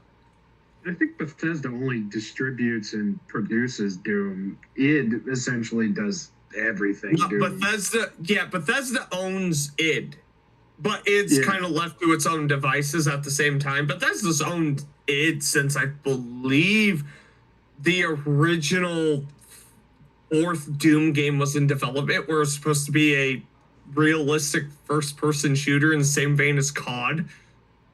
Yep. Call of Demons, modern Yeah. go to hell. Yeah, that would have worked. Oh, what the fuck? I still kind of want to fuck with it though. Just give me like 3 levels so I know how I feel. You know, kind of like No, Doom 3 a no. bit. You know, just let me know how it feels. It probably sucks, but it's okay. There's This gameplay out there. The fucking tech demo leaked. People have cracked it. It's, God. It's exactly what you think it is. Oh, And it's fuck not off good. then. Yeah, it is like Yeah. Resistance Fall of Man. Exactly like that, probably. Yeah, it's like, So- listen, when I play Doom, I only care about one person. That's Doom Yeah. Guy. I don't need a group of people. I just need Well, Doom Guy. And that's the thing, Doom 3, I still do really like that game. But anyways, Indiana Jones, I can't downplay the fact that it does look and feel good. It's a first person, I mean, the Uncharted games were just Indiana Jones, but Nathan Drake. Let's be honest. It's what it was It's trying true. to do. That and Tomb Raider. We finally have the Indiana Jones game other than Lego, which I own. Come on, be a man. Play Lego games. They're fun games. Yeah, They're they're fun. fun games. It's here. It's on point. Will I pick it up day one? No. I won't. Not because I dislike it, because it's just not grabbing me yet. Maybe I just need to marinate on it. You know what I mean? Like, show me a little bit more. Just let me marinate with it. Slowly but surely, you could win me over. But as it stands, I don't know. Again, it's not that it looks like a bad game. It's just not there for me. And I think I was talking to you guys it was last Sunday, when you were saying it was all first-person perspective. I'm like, if they would do a third-person option like other Bethesda games, I would be there. I wouldn't mind playing as Indiana Jones in third person. Strictly first person, I don't know. That's kind of where it's just back and forth with me. That's what I was gonna ask. Do you Yeah. think it would have benefited being a straight third person game? Not straight.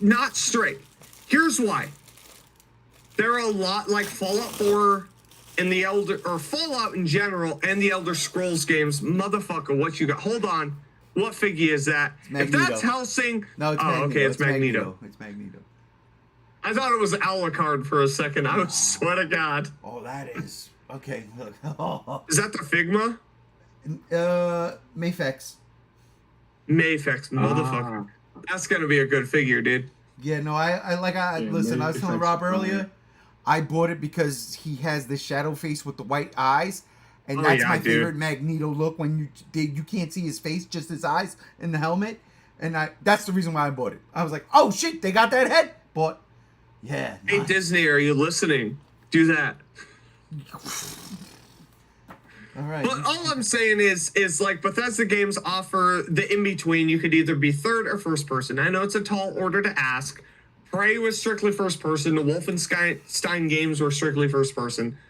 Doom Eternal, first person, except in the cutscenes. I think that if it gave that option, I might be a little bit more on board. It's weird to say this because when you're in first person with Doom, for instance, you feel like Doom Guy. But that's because the game around you makes you feel like Doom Guy. With this, how am I supposed to be Indiana Jones in the first person? Indiana Jones is an established character that has been in movies in the third person. Doom Guy's never been in the third person. There's kind of a disconnect with me, and I'm not downplaying the game. Again, it looks good. It's just not grabbing me. Let me marinate with it a little bit longer. Maybe I'll come around. I don't know. I don't know because I remember seeing Carl Urban as Doom Guy. I swear, that's not even a real movie. You take that back. That's not a real movie. That doesn't exist. That has never happened. I don't know who Carl Urban is in a movie called Doom. Yo, that has never your happened. man, Dwayne The Rock Johnson, straight up says, Dwayne The Rock Tucker, he hasn't been in shut a movie the other than fuck up. Furious the Scorpion King. That was get it together. Come on. The Rock had the greatest shut the fuck up delivery of all times. Tucker, I know he did. Shut the fuck up. It was like Ace Listen, all Ventura I'm gonna cursing say- you out. It was the funniest I'm just thing. saying, It does look good. Let me marinate on it. You know what? When's this game released? Does it have a release date? It's probably next year. If it's this year, it's late. It's definitely holiday. Show me but some I think more. it's next year. Show me some more gameplay. It's not that the gameplay looks bad. It's just not there for me. You know what I mean? It's just not there. Speaking of, and now we're gonna jump off. Speaking of not being there, in the chat leading up to Sunday, there was a bunch of chatter, and I cannot speak on it because Brother Chase ain't here right now. But Brother Chase was saying one particular game will not show up because it's just not happening. And as Rob and I sat here and watched the Microsoft Xbox showcase, this trailer starts, and it's a first-person trailer, and it's interesting, and it's very futuristic. And I said it feels like the Watch Dog thing. Like, I got these vibes, like Watch Dog vibes, and all this different shit. Long story short, this 3-4 minute gameplay trailer, maybe even 5 minutes, turns out to be what, Rob? Perfect Dark. A game we thought wasn't even going to be showcased because, according to Brother Chase, it just ain't happening. And bam, there it is. Now, I've never played the Perfect Dark games. I've never done Shame them. on you. Yeah, I know, right? You know what it was? It's just like, she looked like, who's the girl from Dino Crisis? Oh, yeah. I'd rather play Dino Crisis. Redhead Jill Valentine. Yeah, Yeah, beautiful. okay. Yes. Does love the pants. Let's Yes. be real. I'd rather play Resident Evil or Dino Crisis. That's what she reminded me of. But I digress. This trailer had me like, all right, what the fuck is this? Not knowing, and it turns out to be Perfect Dark, and now I'm like, well, you can't go back, right? Like, you was invested. That was the thing with this fucking showcase. They invested you in shit. You didn't even know what it was. I talked about South of Midnight, Flintlock. You don't know what these games are, right? You just don't know what they are. Perfect Dark is an established franchise, and the trailer they cut, I'm sitting there. You know what, though, Rob? I will say this. If you watch the trailer again, the first time I caught it, but I didn't even think of it. I didn't even think on it. Is her name Joanna? Or am I just bugging? Joanna or Joan. Something like that, right? Yeah, Joanna or Joan Dark. They say that in the trailer. And in my head... Do they really? Yeah, they do. And I was like, is this Perfect Dark? And I was going to say it, but I believe Brother Chase. Brother Chase don't stand me wrong. I believe in him. And he said, ain't going to be no Perfect Dark trailer. And this don't look like Perfect Dark, at least to me. But I didn't even play the game, so I couldn't even tell you. So let me ask you, Rob. Being that you've played a Perfect Dark game and now seen the trailer, does this fit that mold? Do you say, oh shit, it was always a Perfect Dark game? I just didn't think about it? Or were you like, wow, that caught me off guard? It definitely caught me off guard because the original Perfect Dark game on the N64 was high fantasy, sci-fi, GoldenEye. That's essentially what it was always supposed to be. And then we got Perfect Dark Zero, which is not good, and did a little bit more of the same. Dark, clammy, a little office buildings, the whole 9 yards. I'm sure there's more, but I'm going to be real. I couldn't make it maybe 3 hours into Perfect Dark Zero. I probably rolled over and jerked off afterwards because it just wasn't there. So seeing Perfect Dark being brought to this even higher elevation of futurism to a point where it's just like almost unrecognizable is so fucking cool. This was one of the most detailed trailers and gameplay showcases we got because you're doing your secret agent thing, you're taking motherfuckers out. There is a world that we've only seen a centimeter of, and I'm already fucking sold. This game, I believe, has been in development for a very long time. It's restarted development many times because it just happens to be one of those productions, a lot like Duke Nukem Forever, where they start off with this new idea that already gets published.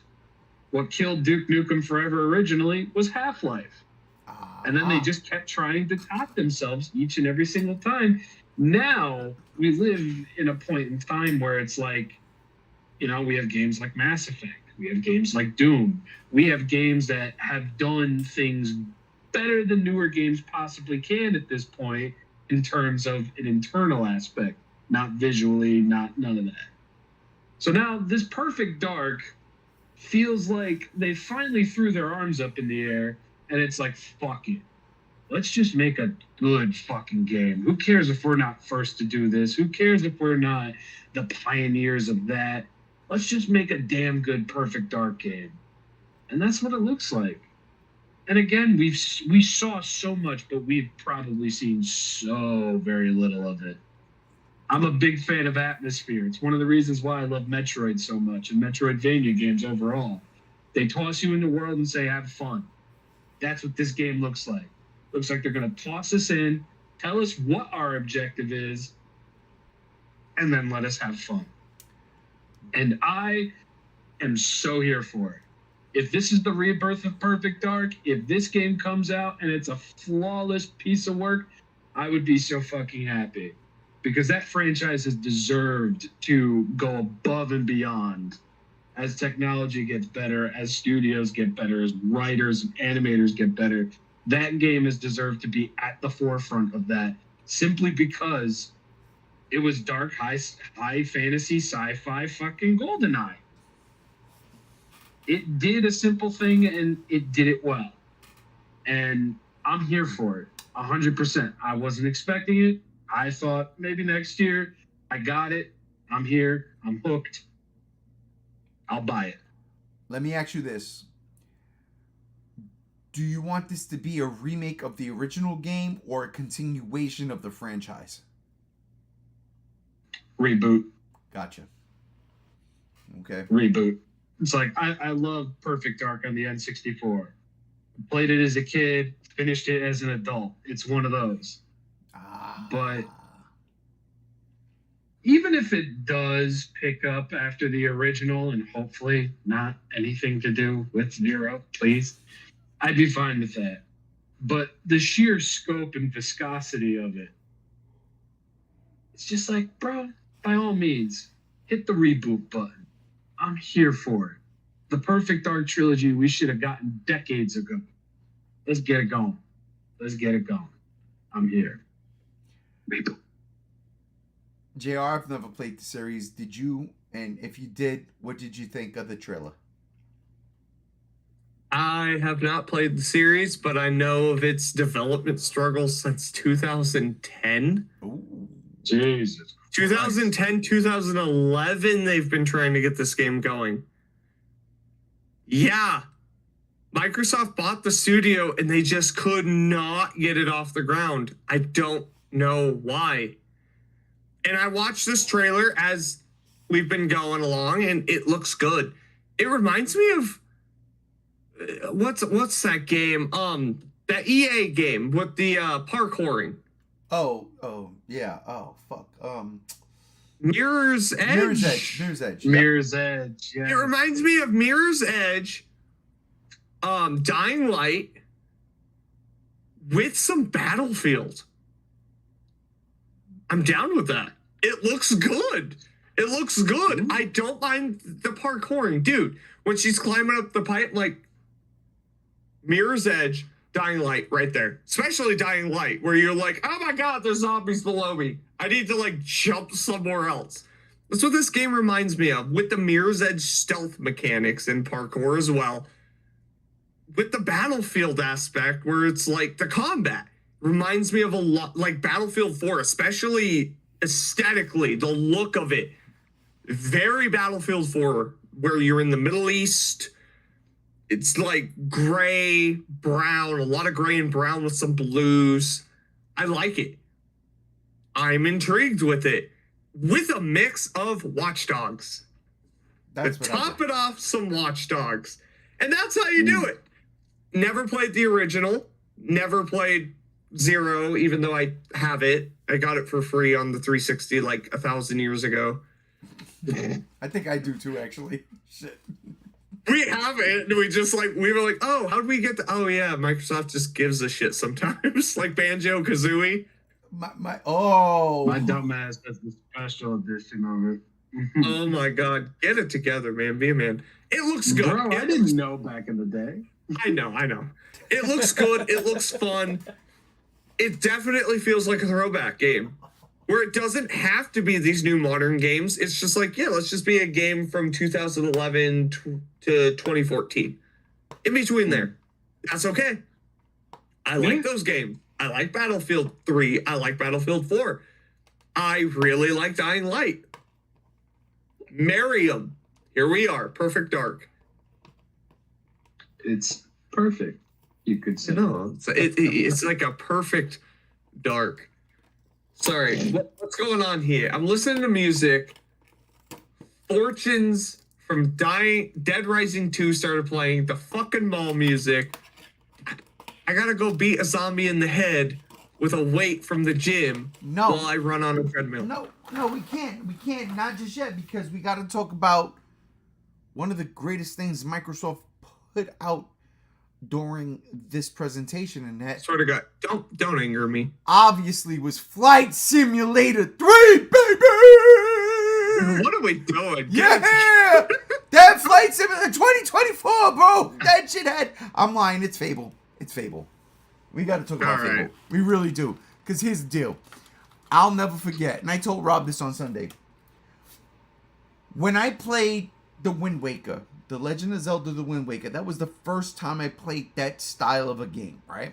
I don't like RPGs. It wasn't my thing. But again, and I said at the beginning, it was the aesthetic of the game that I was like, oh my God, I'm getting to play as a cartoon. I got to play it. So when I finished it, I took to my boys and I'm like, yo, my gamer friends, what is like that? And Fable came out and they were like, Fable, you want to play Fable? And I was like, and I bought it. And I was like, yeah, no, it's just, what is this? It's not Legend of... Because I didn't make myself specific enough. I wanted another cartoon. And Fable wasn't it. Well, cut to, 20 years later? Almost 20 years later, maybe? This Fable trailer, this shit was something else. I don't know if I'm going to play it, but at the same time, those other Fable games were in day one Game Pass. They were kind of, if you wanted to. But I didn't want to go back. Yeah. This is something different. This is something like maybe I go mess with. So, JR, did you watch this trailer? I did. Did you get your Lord of the Rings vibe from it? No, I didn't like the trailer because I've never been a fan of the Fable games. I know, me of all people. Unbelievable. They've never clicked with me. And like, I get the comedic aspect of them. I get the story. It just never worked. I've never been a huge fan. It always came off as very like, I just bought a Windows PC and their pre-game installs kind of vibe. Like, it's just there. If you like the Fable games, power to you, man. Like, seriously, I can't dog on it too much. It's just not for me. I'll stick with my Baldur's Gate 3.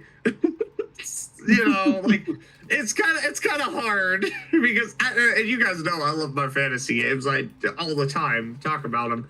This just ain't it, you know. It's I think it's made for the Fable fans, and that's fine. I ain't mad at that. There were plenty of games shown off that got me interested. Sometimes there's a game that's just meant for a specific audience, and it ain't for me.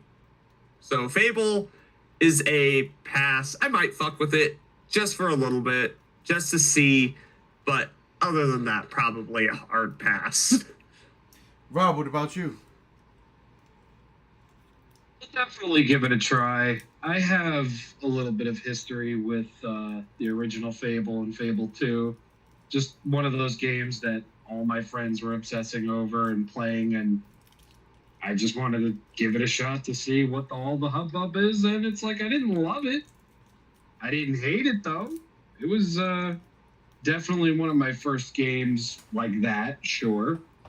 But, yeah, the trailer was fun. It showcased some cool things and has a sense of humor, which is nice every once in a while. And just overall, it's not something that brought me to my knees and made me want to play it. But seeing as how it's going to be day one Game Pass, I will absolutely give it a shot to see if, I feel anything for it. I am, like I said, I really like the look of the game. It ain't gonna be me. It's not gonna be me. It's not my type. Maybe if I'm in that mood for that type of, I don't know, Baldur's Gate, Dungeons and Dragons feel, maybe I'll give it a shot. But at the end of the day, I'm like, nah, maybe not. Just go play Skyrim, dude. Maybe. We're in hour 2. Let's get to the fucking things that Microsoft has out on the docket already. And they're giving us DLC. First off, JR wanted to get into it, so let's talk about that. Diablo. Your favorite thing, Diablo 4, the Vessel of Hatred. That trailer was sick. The trailer was sick. I've never played a Diablo game, but I will say this, and I said this to Rob. On Sunday.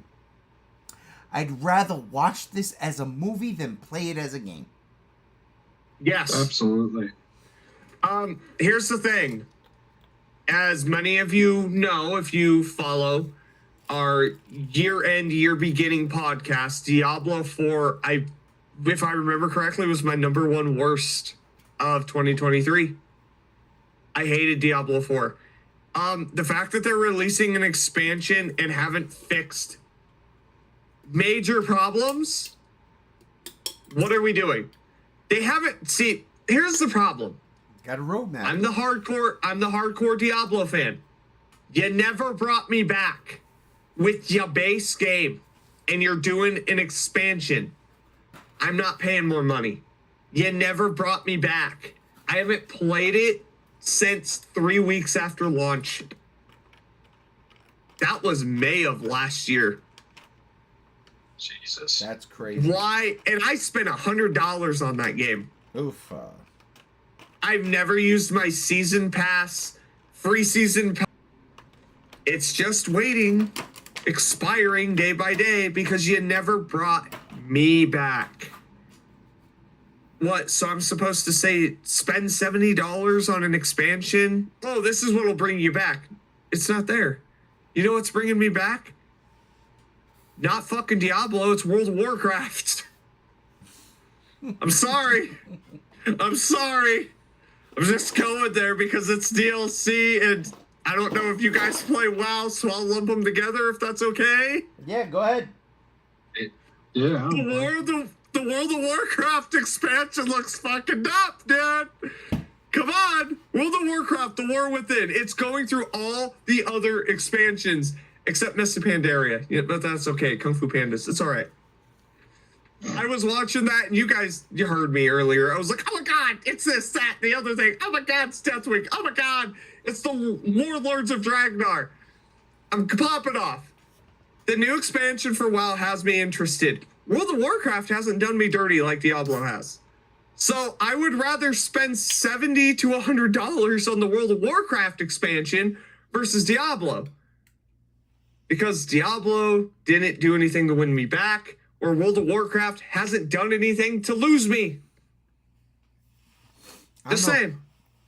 Rob, your feelings on Diablo, and if you have any feelings on World of Warcraft. I have no feelings on World of Warcraft. Never been my dish. Never been my cup of tea. When it comes to Diablo, I feel exactly the same way, but that fucking trailer was awesome. Like, that shit was grisly. Listen. And I very much agree with you, Ray. I'd rather watch that as a movie rather than play it. Diablo is ripe for a movie. That's all I'm saying. Like, if you go, there's been 4 Diablo games. And it's funny because I have my playlist on shuffle. Diablo 3 New Tristram came on while we started talking about Diablo, and I'm like, what the fuck? It's like, that's hilarious. It's playing right now. Diablo is ripe for a movie. The lore is there. It's not too complex to where you couldn't understand it. It's somewhat grounded, and the main story's there. The whole point of the Diablo games is definitely story, but mainly loot. Dungeon crawlers, get rid of that aspect. We're in an age where movies are being made of video games all the time.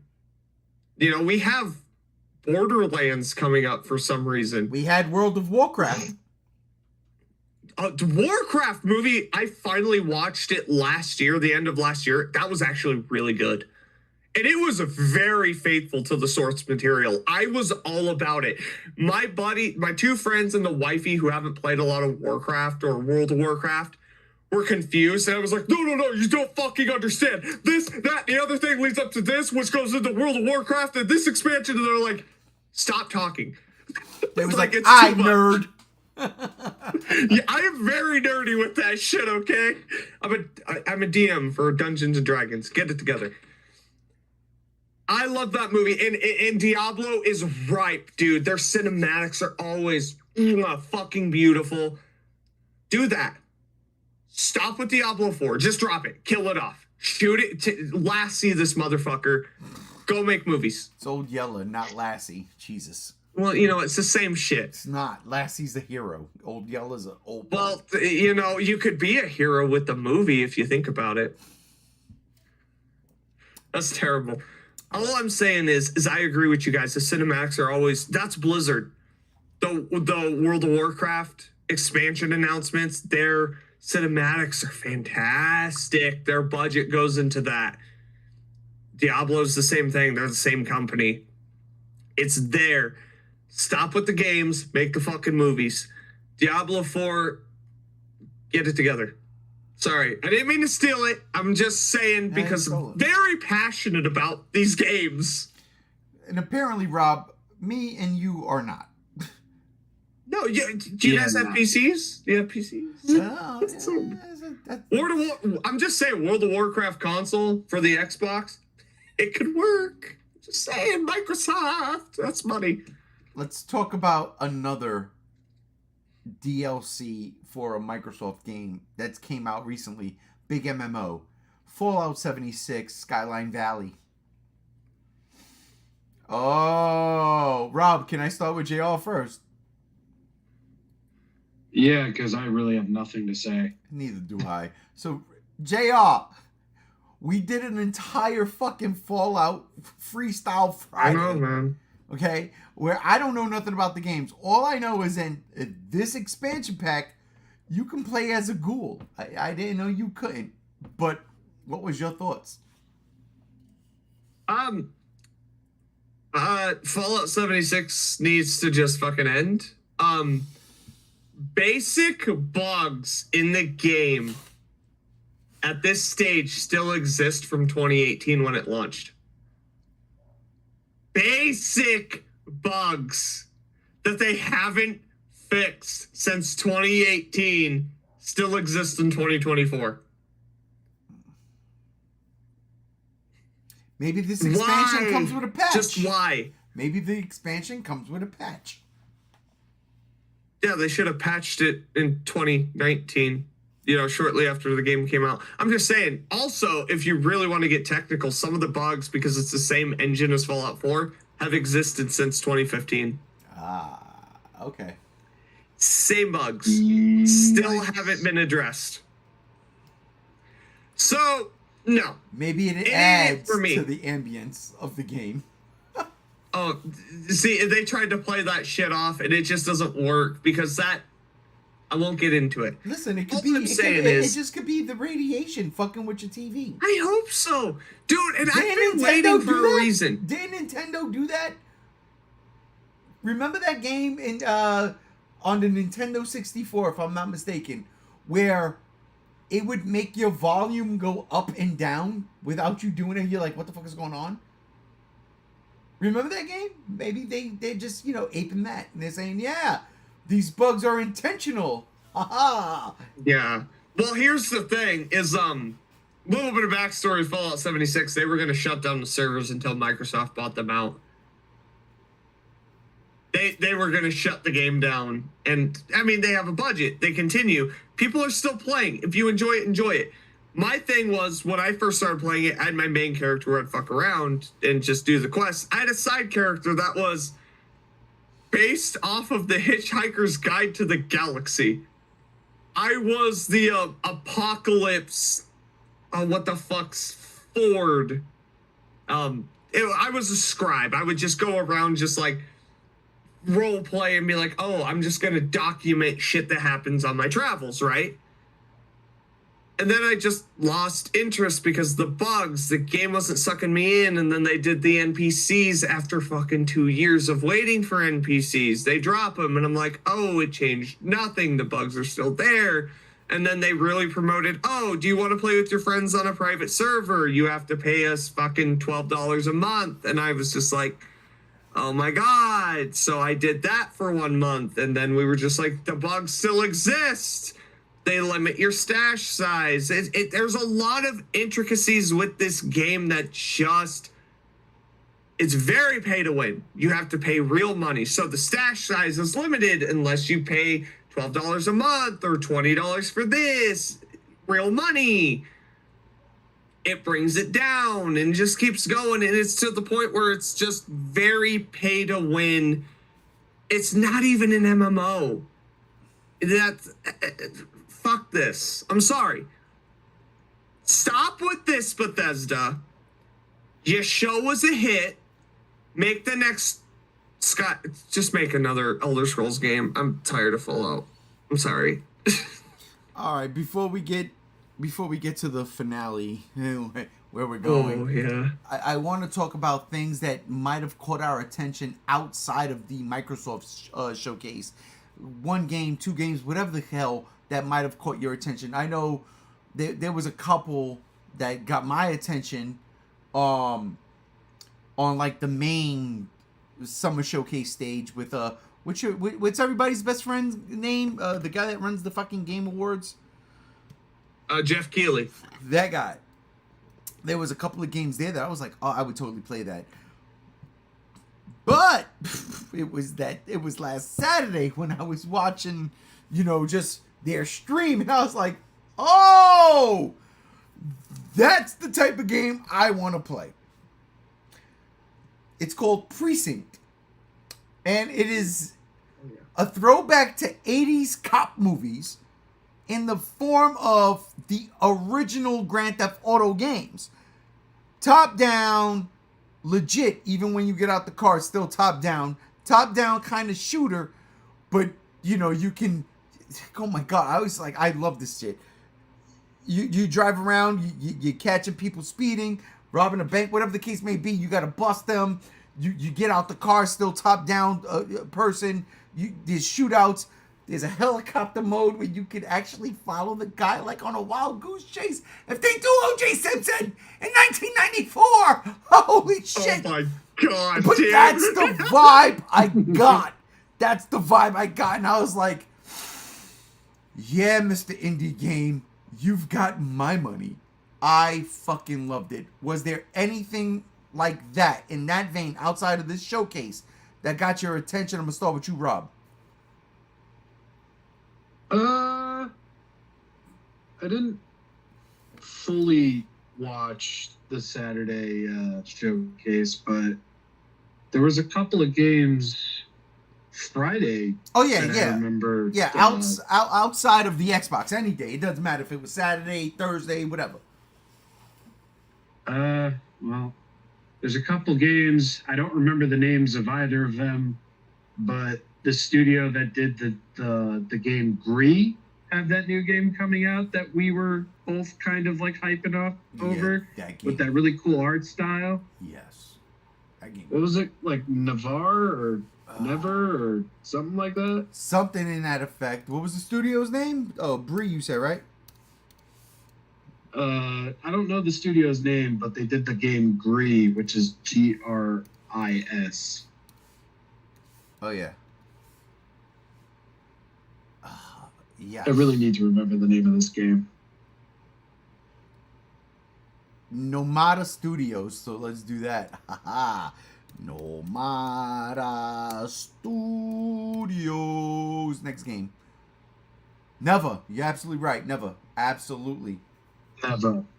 Yeah, that really, really caught my eye because I was a big fan of Gree when it came out. Beautiful atmosphere, beautiful animation, extra beautiful fucking music, great concept too. So they've got my money instantaneously because Gree looked like a knockout from the moment that it began. So yeah, there was that. There was another game that I don't remember a damn thing about. But yeah, Navarre. Yeah, I forgot it already. God damn.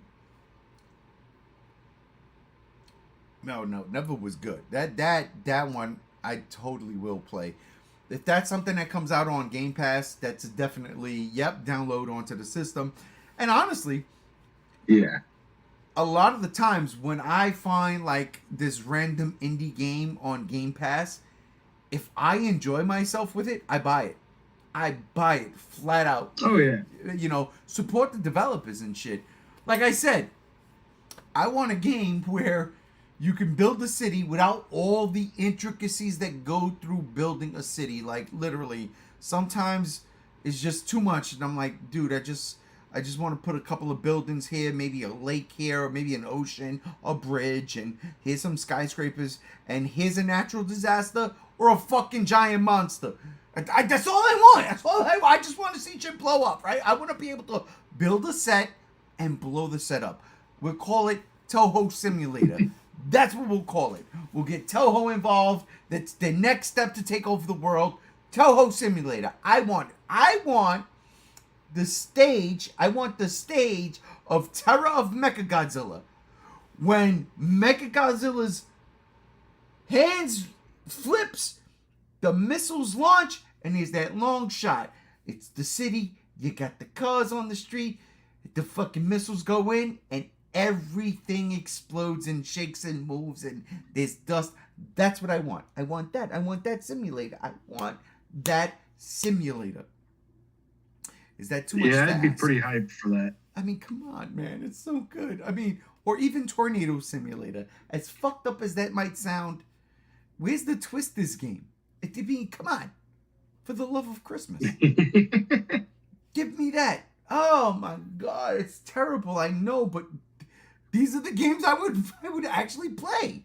Tsunami, the video game. Uh-oh. I'm just saying. JR, was there any like indie game that caught your eye outside of like Microsoft and PlayStation where you were like, oh, I would totally play that? The Precinct.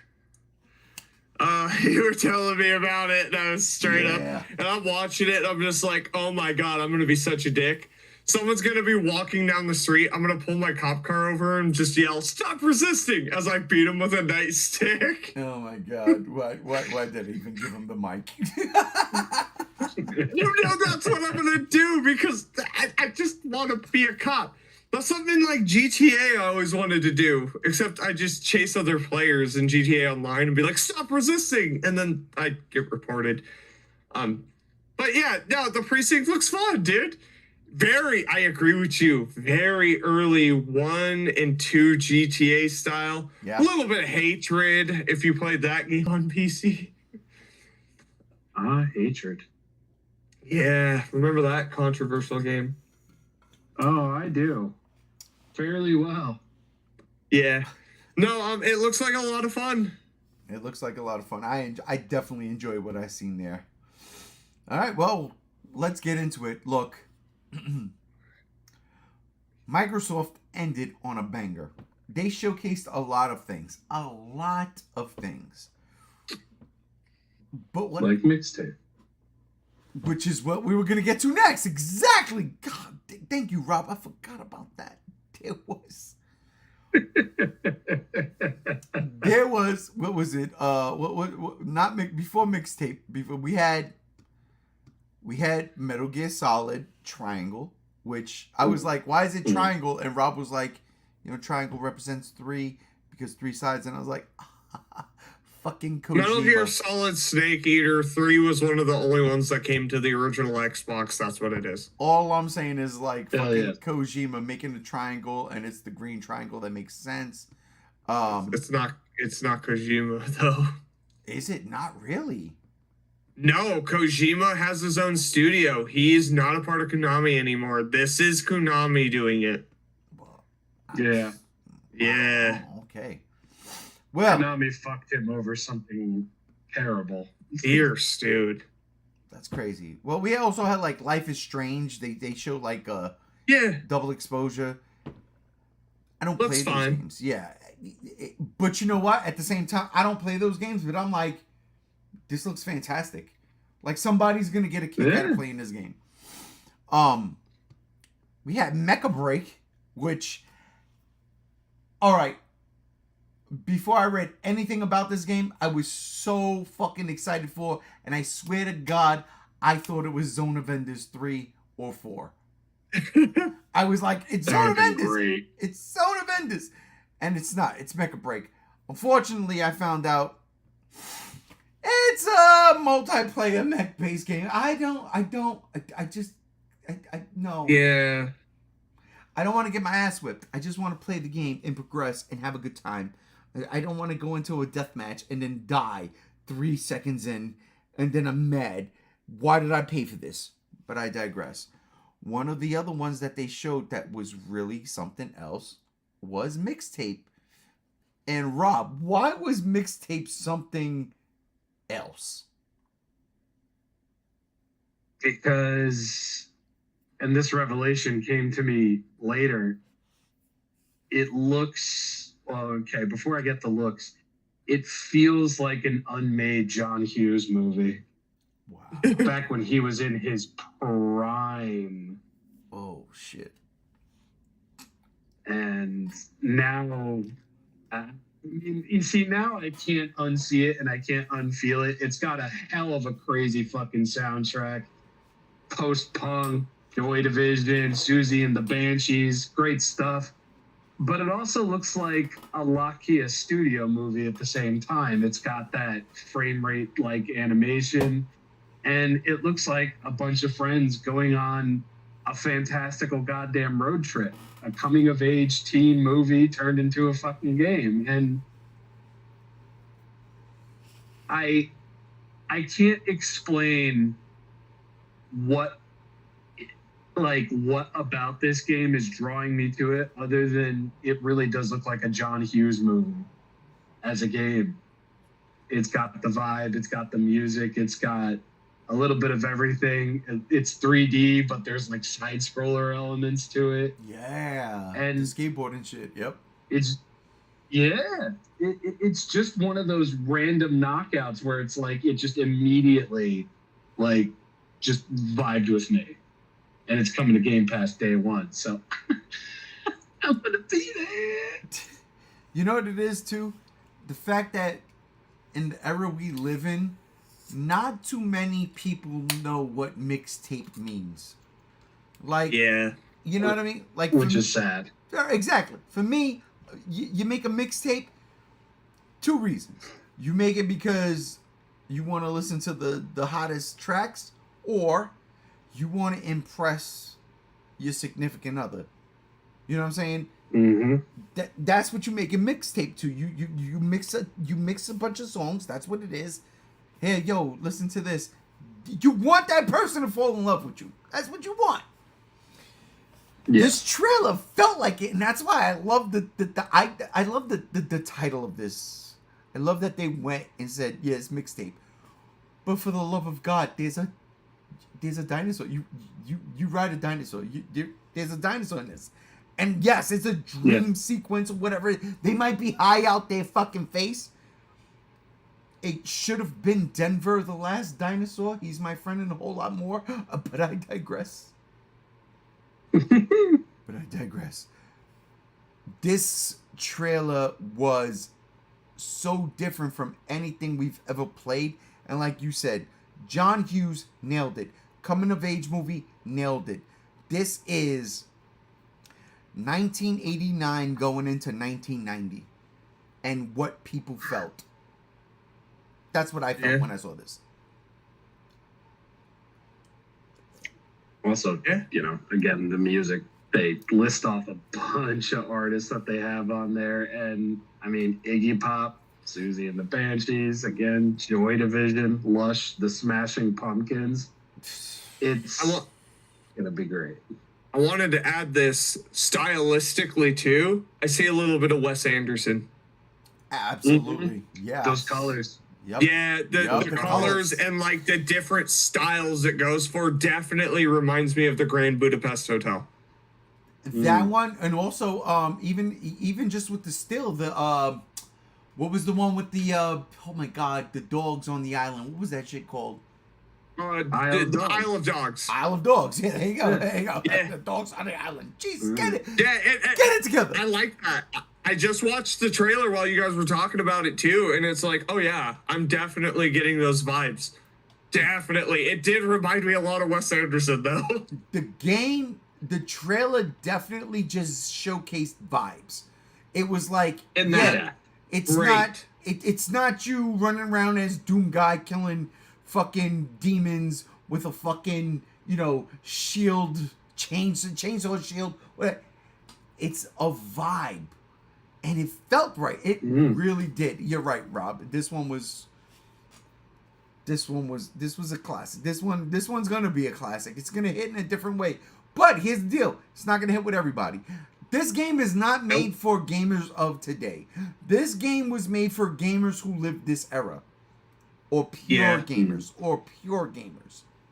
But this definitely ain't for the Doom crowd. It definitely ain't for the fucking the Call of Duty crowd. It's a game for those who understand it, and I love it. Absolutely right. This was a banger on it. And the title, honestly, mixtape, is genius because a mixtape is a mixture of things, of songs, of ideas. The game could be called mixtape because it's a bunch of different styles of gameplay. Yep. It could be something like that. Like, you're fucking skating downhill, you're in a car, you're riding a dinosaur, and then all of a sudden, it's a side scroller, and you're sliding under a slide in somebody's backyard. There's a lot going on, and it doesn't make me tired watching it. Again, vibe. Yeah. That's a great way of putting it. Vibe. It's just a vibe. And that's mixtape. And then we come to this. The show's ending, and it's like, all right, where we need to be, right? I guess where we need to be. And I'm like, it's the Microsoft thing, and we've gotten at this point in time a plethora of shit that I was like, wow, Microsoft really showed up and did what they needed to do. But how long is it gonna take? Literally, how much wood could a woodchuck chuck if a woodchuck could chuck wood? Where the fuck is Gears 6? And then this trailer starts happening. And I'm sitting there, and oh, bro, as soon as I seen, again, it was the font. And I'm like, oh my god, this is a Gears game. And I thought it was Gear 6, because obviously everybody would, right? And there it is. Marcus Phoenix going through a wall. And I'm like, wait a minute. But that's not Marcus Phoenix. And I'm thinking in my head as I watch this trailer, they're gonna show a progression. This is the beginning. to where he's at now, and they're gonna show him, and they're gonna do Gear 6, and they're gonna say, you chose Marcus's son to die. That's what they're gonna do. That's where I was going when I saw this trailer starting off, and I see Marcus Young, and I'm like, that's what they're gonna do. We're gonna see his struggle from the beginning to the struggle of seeing his son die in Gears 5. Spoilers, by the way. If you ain't played Gears 5, you ain't playing Gears 5. It's been out for 7 years, whatever it was. But that's not what the trailer did. It continued, and there's Marcus Phoenix fighting a fucking locust dude, a regular grunt, if you will. And I'm saying, why is he having such a hard time? What the fuck? Never dawned on me. Never hammer of dawned on me that this was the prequel. Thank you. I'm glad you got that. This was the prequel to the entire Gears of War series, and the Coalition is making it. My God, when this trailer... Listen! Because I was there, man! Again, 2008, the beginning of Horde mode. It's never ended. From that point on, I remember when I first saw Gears of War for the first time, the images on the computer, and I'm like, that can't be real. That's a video game? On IG, I think it was IGN or GameSpot, whatever it was. One of the way I was like, that because it looked better than Halo, the fucking lighting, and this was on the 360, and I'm like, that's insanity. That was Gears of War 1. Gears of War 2 is the greatest Gears of War game ever made. Ever made. This game, for this system, for the fucking love of Dom, everything, this is happening. I won't lie, and I will say this, and this is God's honest truth, and I might have said this to you, Rob. Oh, brother Chase, hey, how you doing at the end of the podcast? Oh, I'm all right. What y'all doing? Talking video games. We're at the end, so give me a second, and we will fill you in. Rob, when this trailer ended, and then you start to realize it's not changing. It's not Marcus Phoenix going through the years. He's going through this at this particular point in time. And as soon as the hand came out to get him, I said, oh my God, it's Dom. No. Don't say that. And then the camera pans up and it's Dom. And I sit there and Why do you say this? And I'm telling you right now, look, I got the camera on now. But I didn't have the camera on then. I'm sitting there and I'm like... It's fucking beautiful. It's fucking Dom. I heard the pain in your voice. It fucking wrecked me. That shit was a drop kick, a hurricane kick, a Hadouken, and a Shoryuken right to the face all at once. Finished with a Shinku Hadouken. I sat there and I said to myself, that can't be real. And yet we're watching it together at the same time, along with thousands of other people. And this is how Xbox ended their showcase. Fuck the Master Chief. Fuck Gear 6. We're taking you back to the beginning. And the fact, and people don't get it. Like, if you weren't there, if you didn't live it at that moment, when that Gears 3 trailer dropped, and you heard that fucking song, if you weren't there, you don't get it. That shit that shit lasts a lifetime. And that they played the themes in this trailer. And when Dom picks up Marcus, and you see young Dom and young Marcus, and they turn around, and it's Emergence Day. And Rob, I didn't even know. I was sitting there like, what is this? And Rob goes, oh my God, it's Emergence Day. And then it was. And I was like, oh my God, it is. And then they show it. Gears of War, E-Day. And I'm like, this is it. This done fucked me up. This shit made me more cockeyed than I already am. This shit done fucked me up. This shit fucked my emotions. It fucked everything. And it's the coalition. So I gotta start with Rob. Because he was there with me. What did it do for you? I'm just asking what. What did it do for you? It like I said before, it did things that I didn't know I wanted. I mean, from day one with the original Gears release day, Xbox 360, first game, personally, immediately the game opens up and Dom's breaking Marcus out of jail. You immediately think, what did this motherfucker do to get thrown in jail and to be there for 14 fucking years? It's always been floating in the back of my mind. It's like, what happened? So the second that you see a young Marcus and a young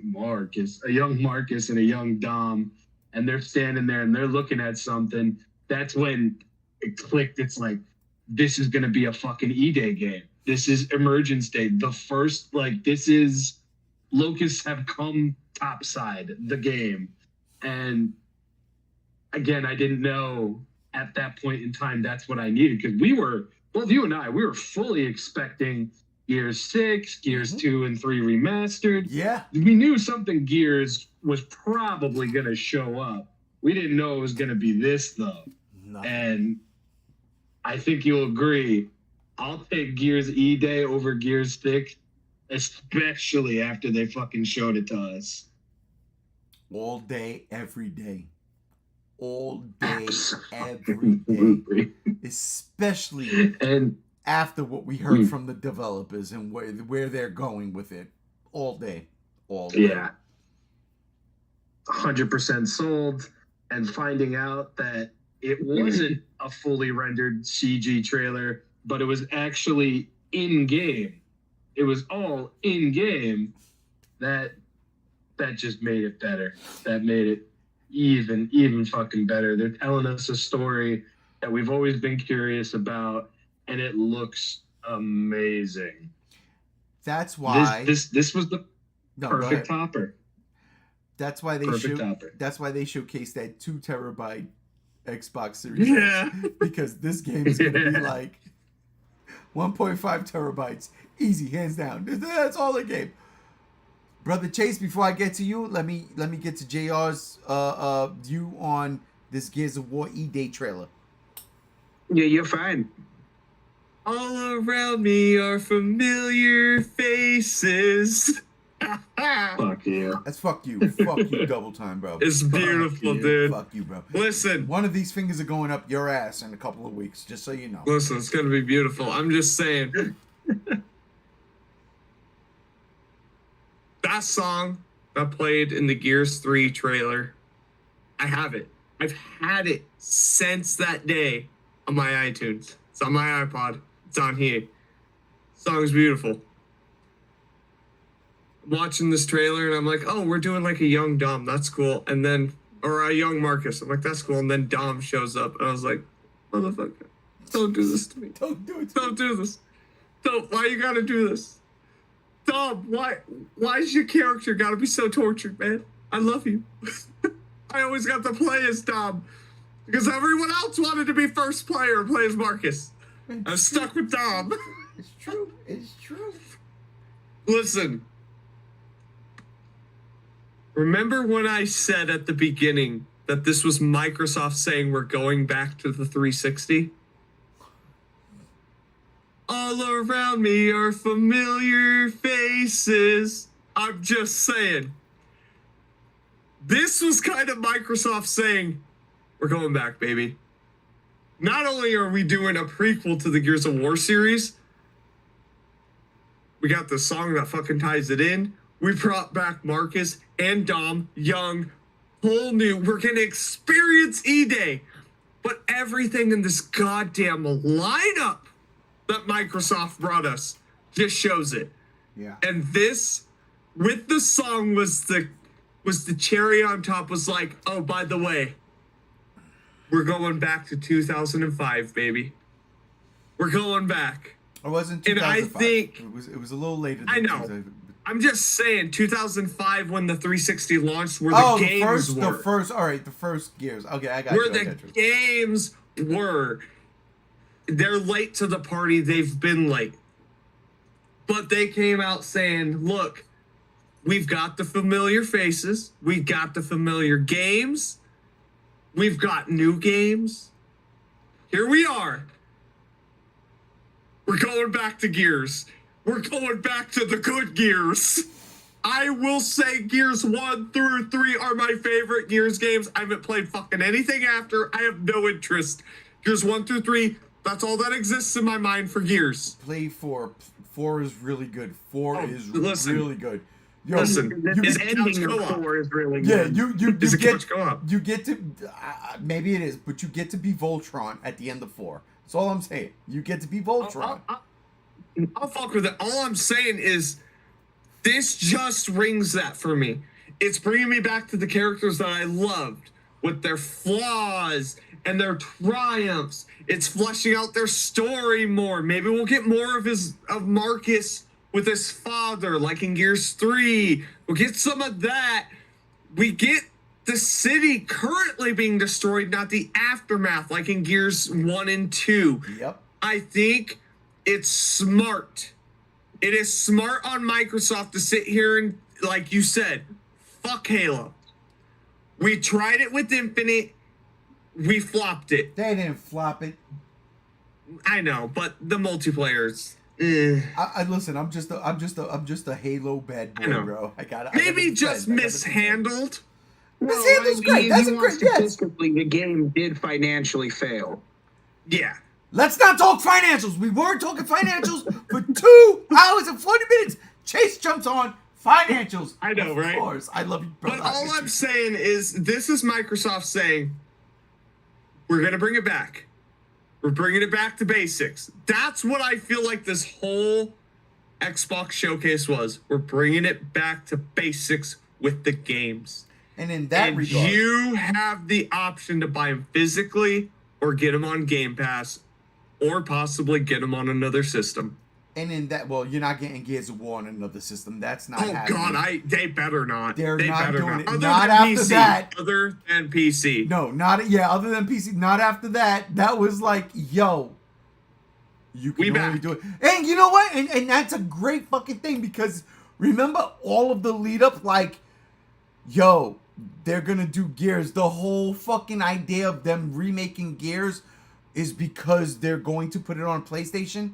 No, that trailer dropped and they go, no. This is why you buy an Xbox. Yep.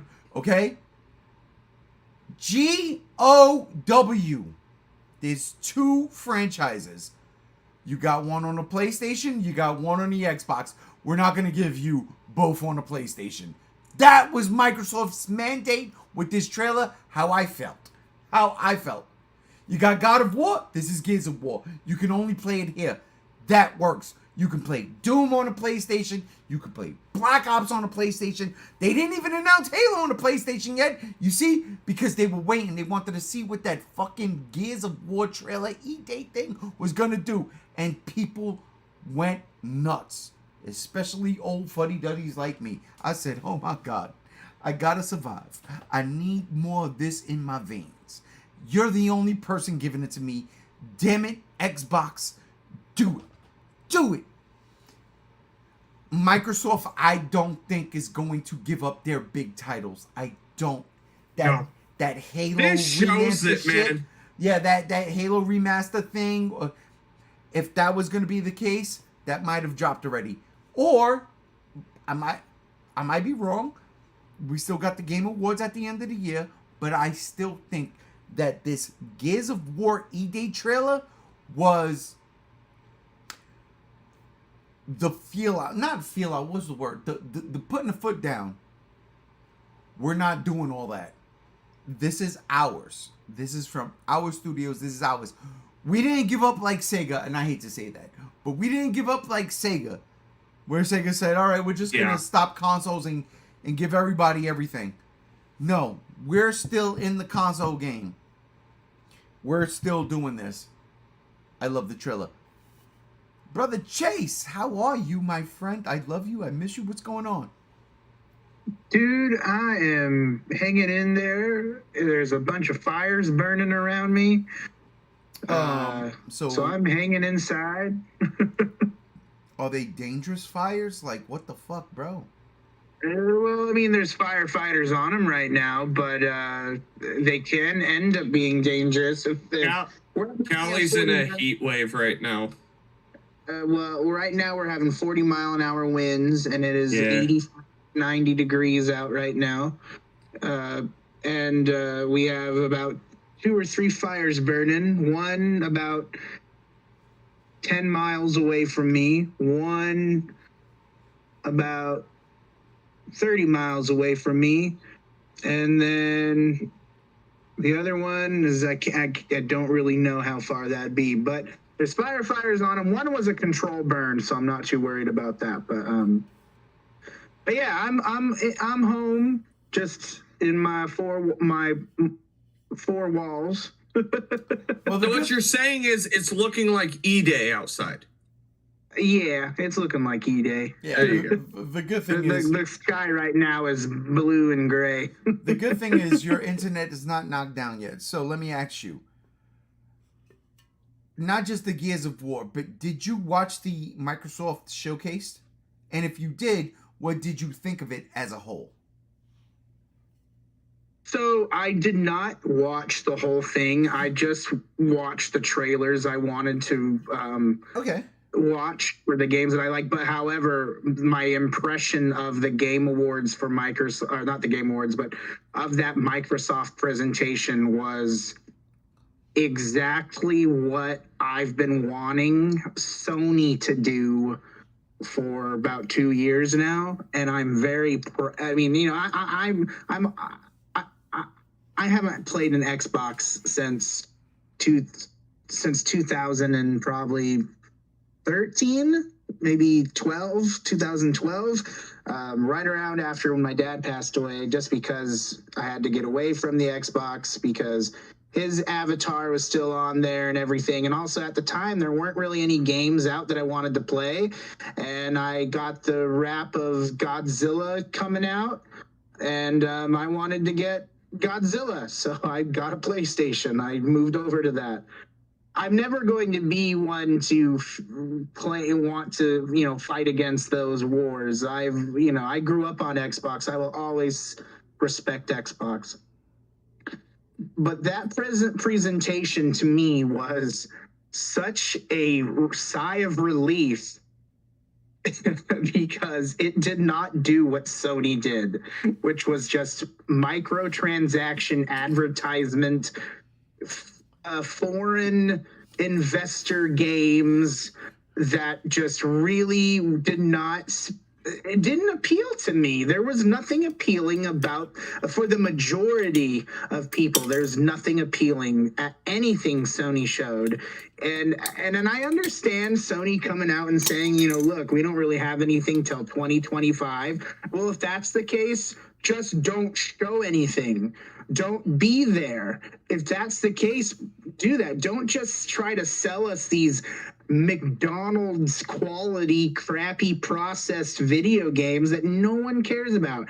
I mean, I don't care that I don't have anything against Japan making games, but don't try to sell that as the American market where these game shows are being presented.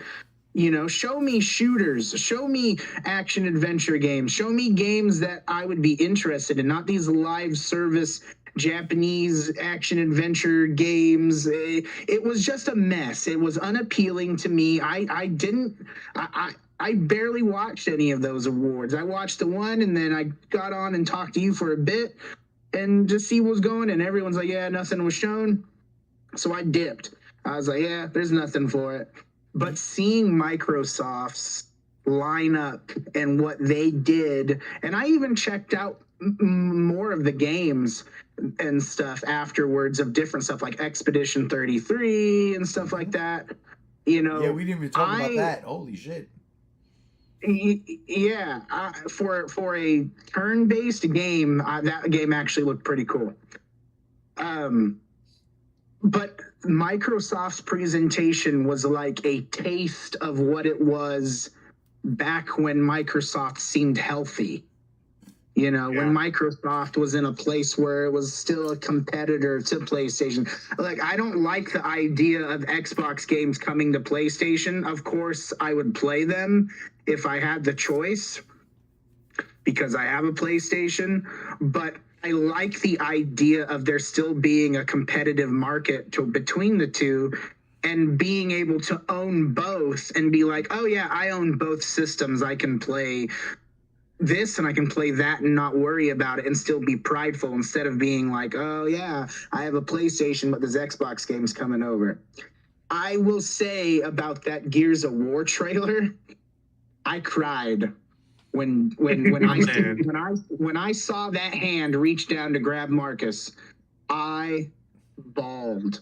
And it starts playing Mad World and everything like that. You knew right away, didn't you?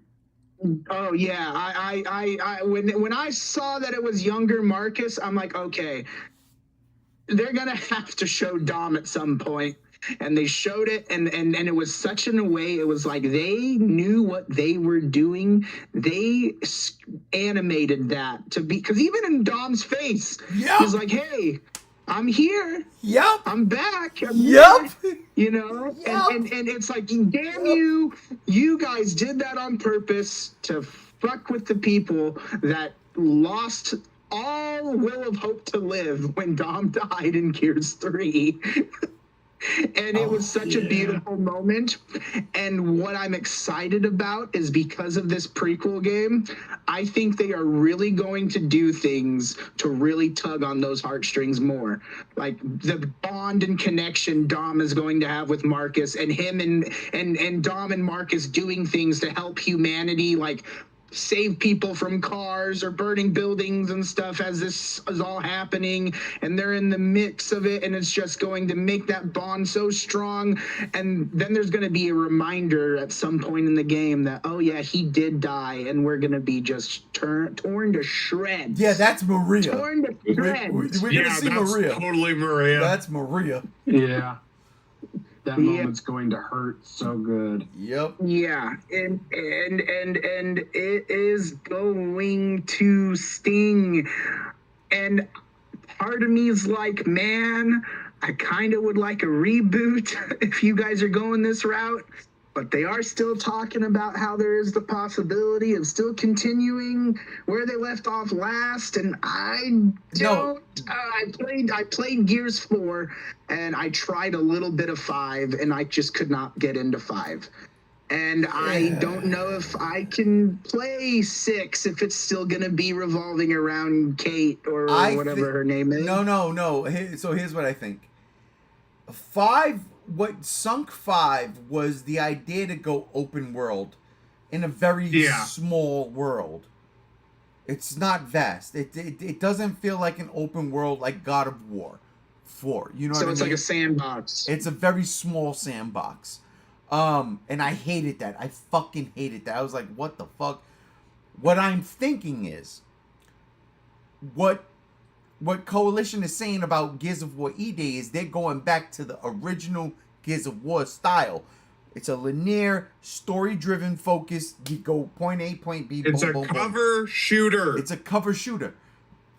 And we get to where we need to get to at the end. And I think this is going to be the beta for Gears of War 6. Even though there shouldn't have fucking been one. But Gears of War 5 did not do well. It did not do well. It failed. It failed. Yeah. That's why I was surprised. That's why I wasn't expecting a Gears 6, because I heard about a year ago they were going to be talking about either remaking or rebooting Gears. So that's what was my impression of what was going on. So I wasn't expecting 6. And then when we saw this, and then when and who knows, Mr. CEO guy that spoke about it, he may just be doing damage control for now. See, but I don't think that though, he because came out we got saying that they're still working on 6. Yeah, I don't think they was gonna reboot Gears of War because we just got a remaster, 5 years ago, less than 5 years ago. We just got that. They're not gonna reboot it. You know what I mean? They never rebooted Halo. Yeah, that's true. I don't think they're not gonna go the PS5 route. They're not gonna go the PlayStation route, the Sony route. Let's soft reboot. This is Kratos now. They're not gonna do that. I don't think so. You know what I mean?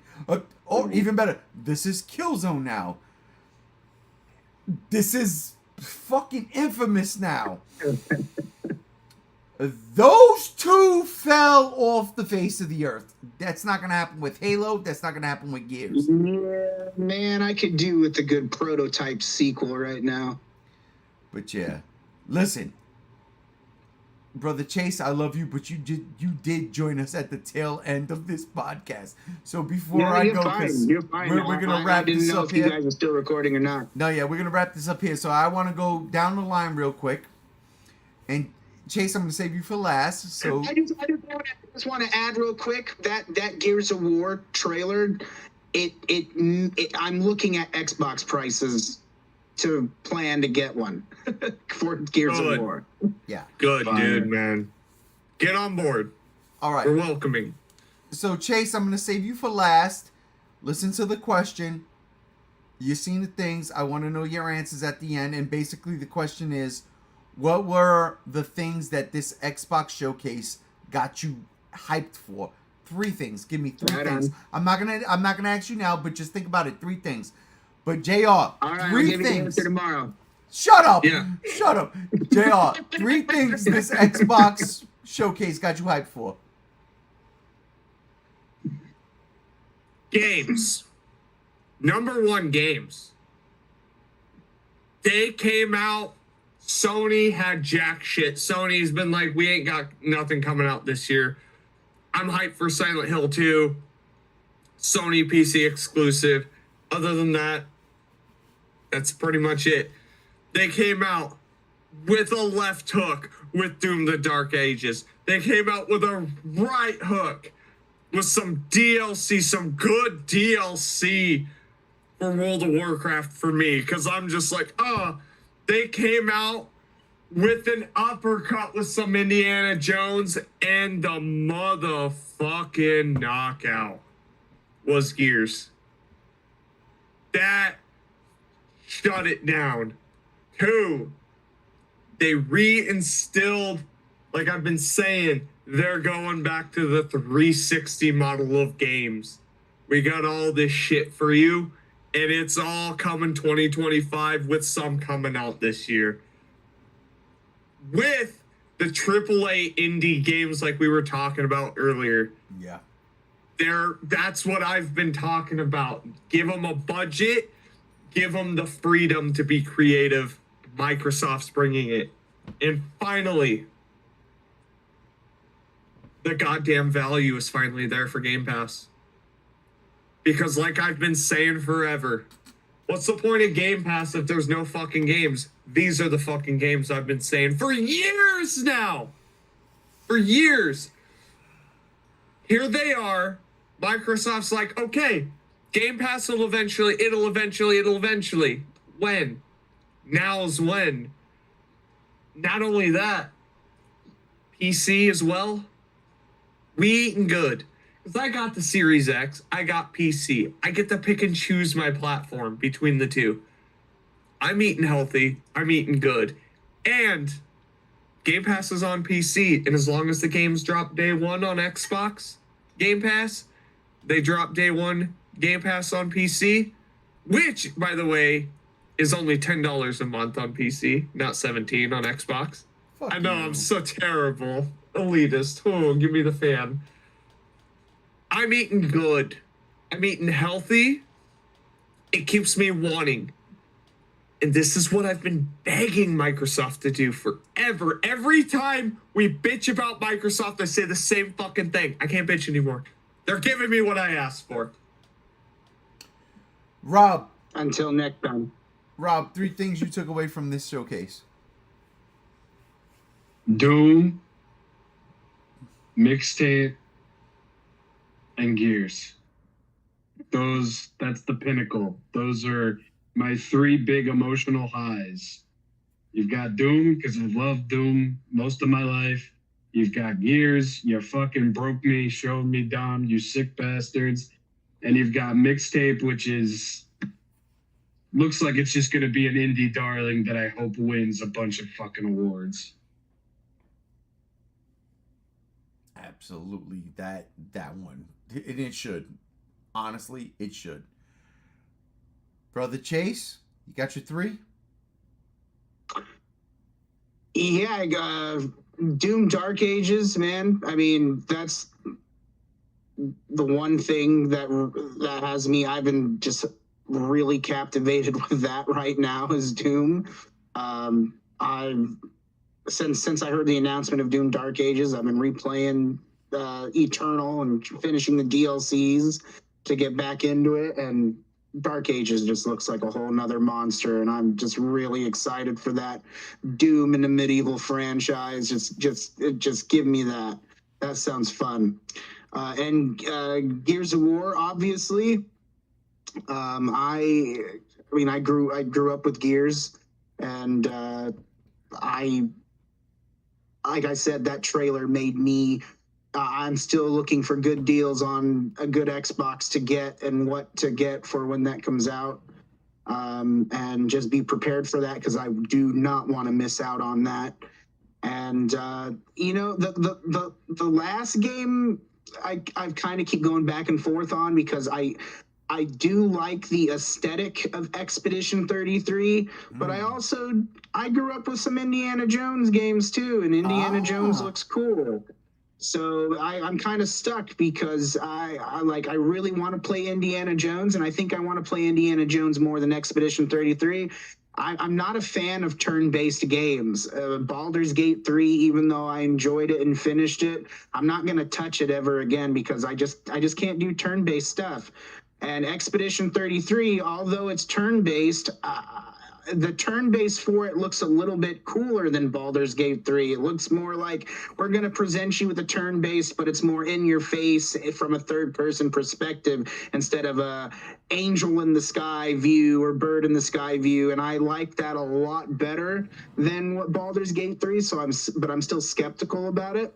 But Indiana Jones, that looks like a fun back to 2000s, early 2000s first-person shooter adventure games, and that's what I love the most, man.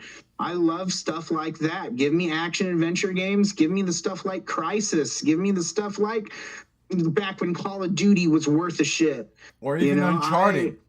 The original Uncharted. Like, let's go. Yeah, absolutely. Give me stuff like that, man. And I think I'm gonna go with Doom, Gears, and Indiana Jones. I think those are excited. And the other thing I'm excited for is that if Sony paid attention to this Xbox event, they know they got to step it up now. Yeah. That's what I'm also excited for. Yeah. Unfortunately, if they didn't have nothing to show now, they ain't gonna have nothing to show for the rest of the year. There's no way. And I don't think they're going to have anything to show next year either, unfortunately. No. I mean, like, the best they can do is show some kind of Atreus DLC content for Gears of War Ragnarok at the Game Awards in December. Gears of War Ragnarok, huh? Oh, Sony crossing over. And I personally, I don't think an Atreus game is going to sell. Not Atreus game. I the don't think DLC. people like Atreus enough. The DLC for a DLC to follow a story after Ragnarok. Oh my Yeah. Exactly. That's because that's what it's set up. I liked Valhalla enough. I don't need an Atreus game, but yeah. The other word is Ghost of Tsushima 2 being shown, and that Nope. that can be just a standalone thing. But we also still have the Game Awards. but that should have happened already. That really should have, it should have. Yeah, it that should have went should down. have been Sony's next sell, but yeah, them saying we don't have anything till 2025 is like, okay, so you're not going to really even show us anything till 2025 either. So It's embarrassing. Yeah. so that basically means the Game Awards is what we'll see. Well, mine's is a simple one. Mine's is South of Midnight blew me away, blew me out the water with its presentation, the gameplay, the story, like everything, the juxtaposition between the stutter step in story and then the smooth gameplay. I absolutely loved what I saw there. I cannot wait to play that. That's gonna be something fun. Major shout out to Flintlock. That game comes out in a month. I'm going to play that day one. And if I like it as much as I like the trailer, it's going to get bought. But, second one, Doom the Dark Ages. Again, I'm not having a good time with Doom Eternal. I just don't like it. But, they're fixing it. They're fixing it before I even had anything to say. They were already way into this game before I even played Doom Eternal. I bought Doom Eternal because I figured Doom 2016 was dope. So I'm gonna buy this Doom Eternal with all the DLC in it, and I just can't fucking get into it. But that's okay, because what the Dark Ages showed me, it's Overprime. And speaking of Overprime, for the love of God, that Gears of War E-Day. I'm a Master Chief fanatic. That's my guy. I'm a Mark.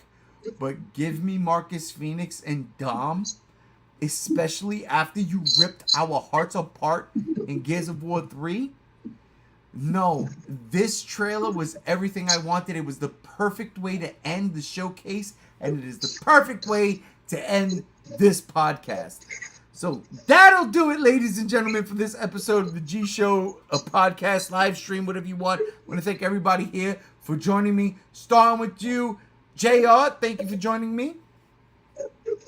All around me are familiar faces. You're a jerk. Shinrob, thank you for staying up late and hanging out with us. Always, fam, always. Glad to be here for this, and it's always fun, like I always say. Always. Definitely appreciate it. Brother Chase, thank you for jumping on in the last 20 minutes. I appreciate your input. Oh yeah, no, I saw you guys are still on and know what was going on. And that's the beauty of a fucking live stream, ladies and gentlemen. Thank you all for joining us. I am G1.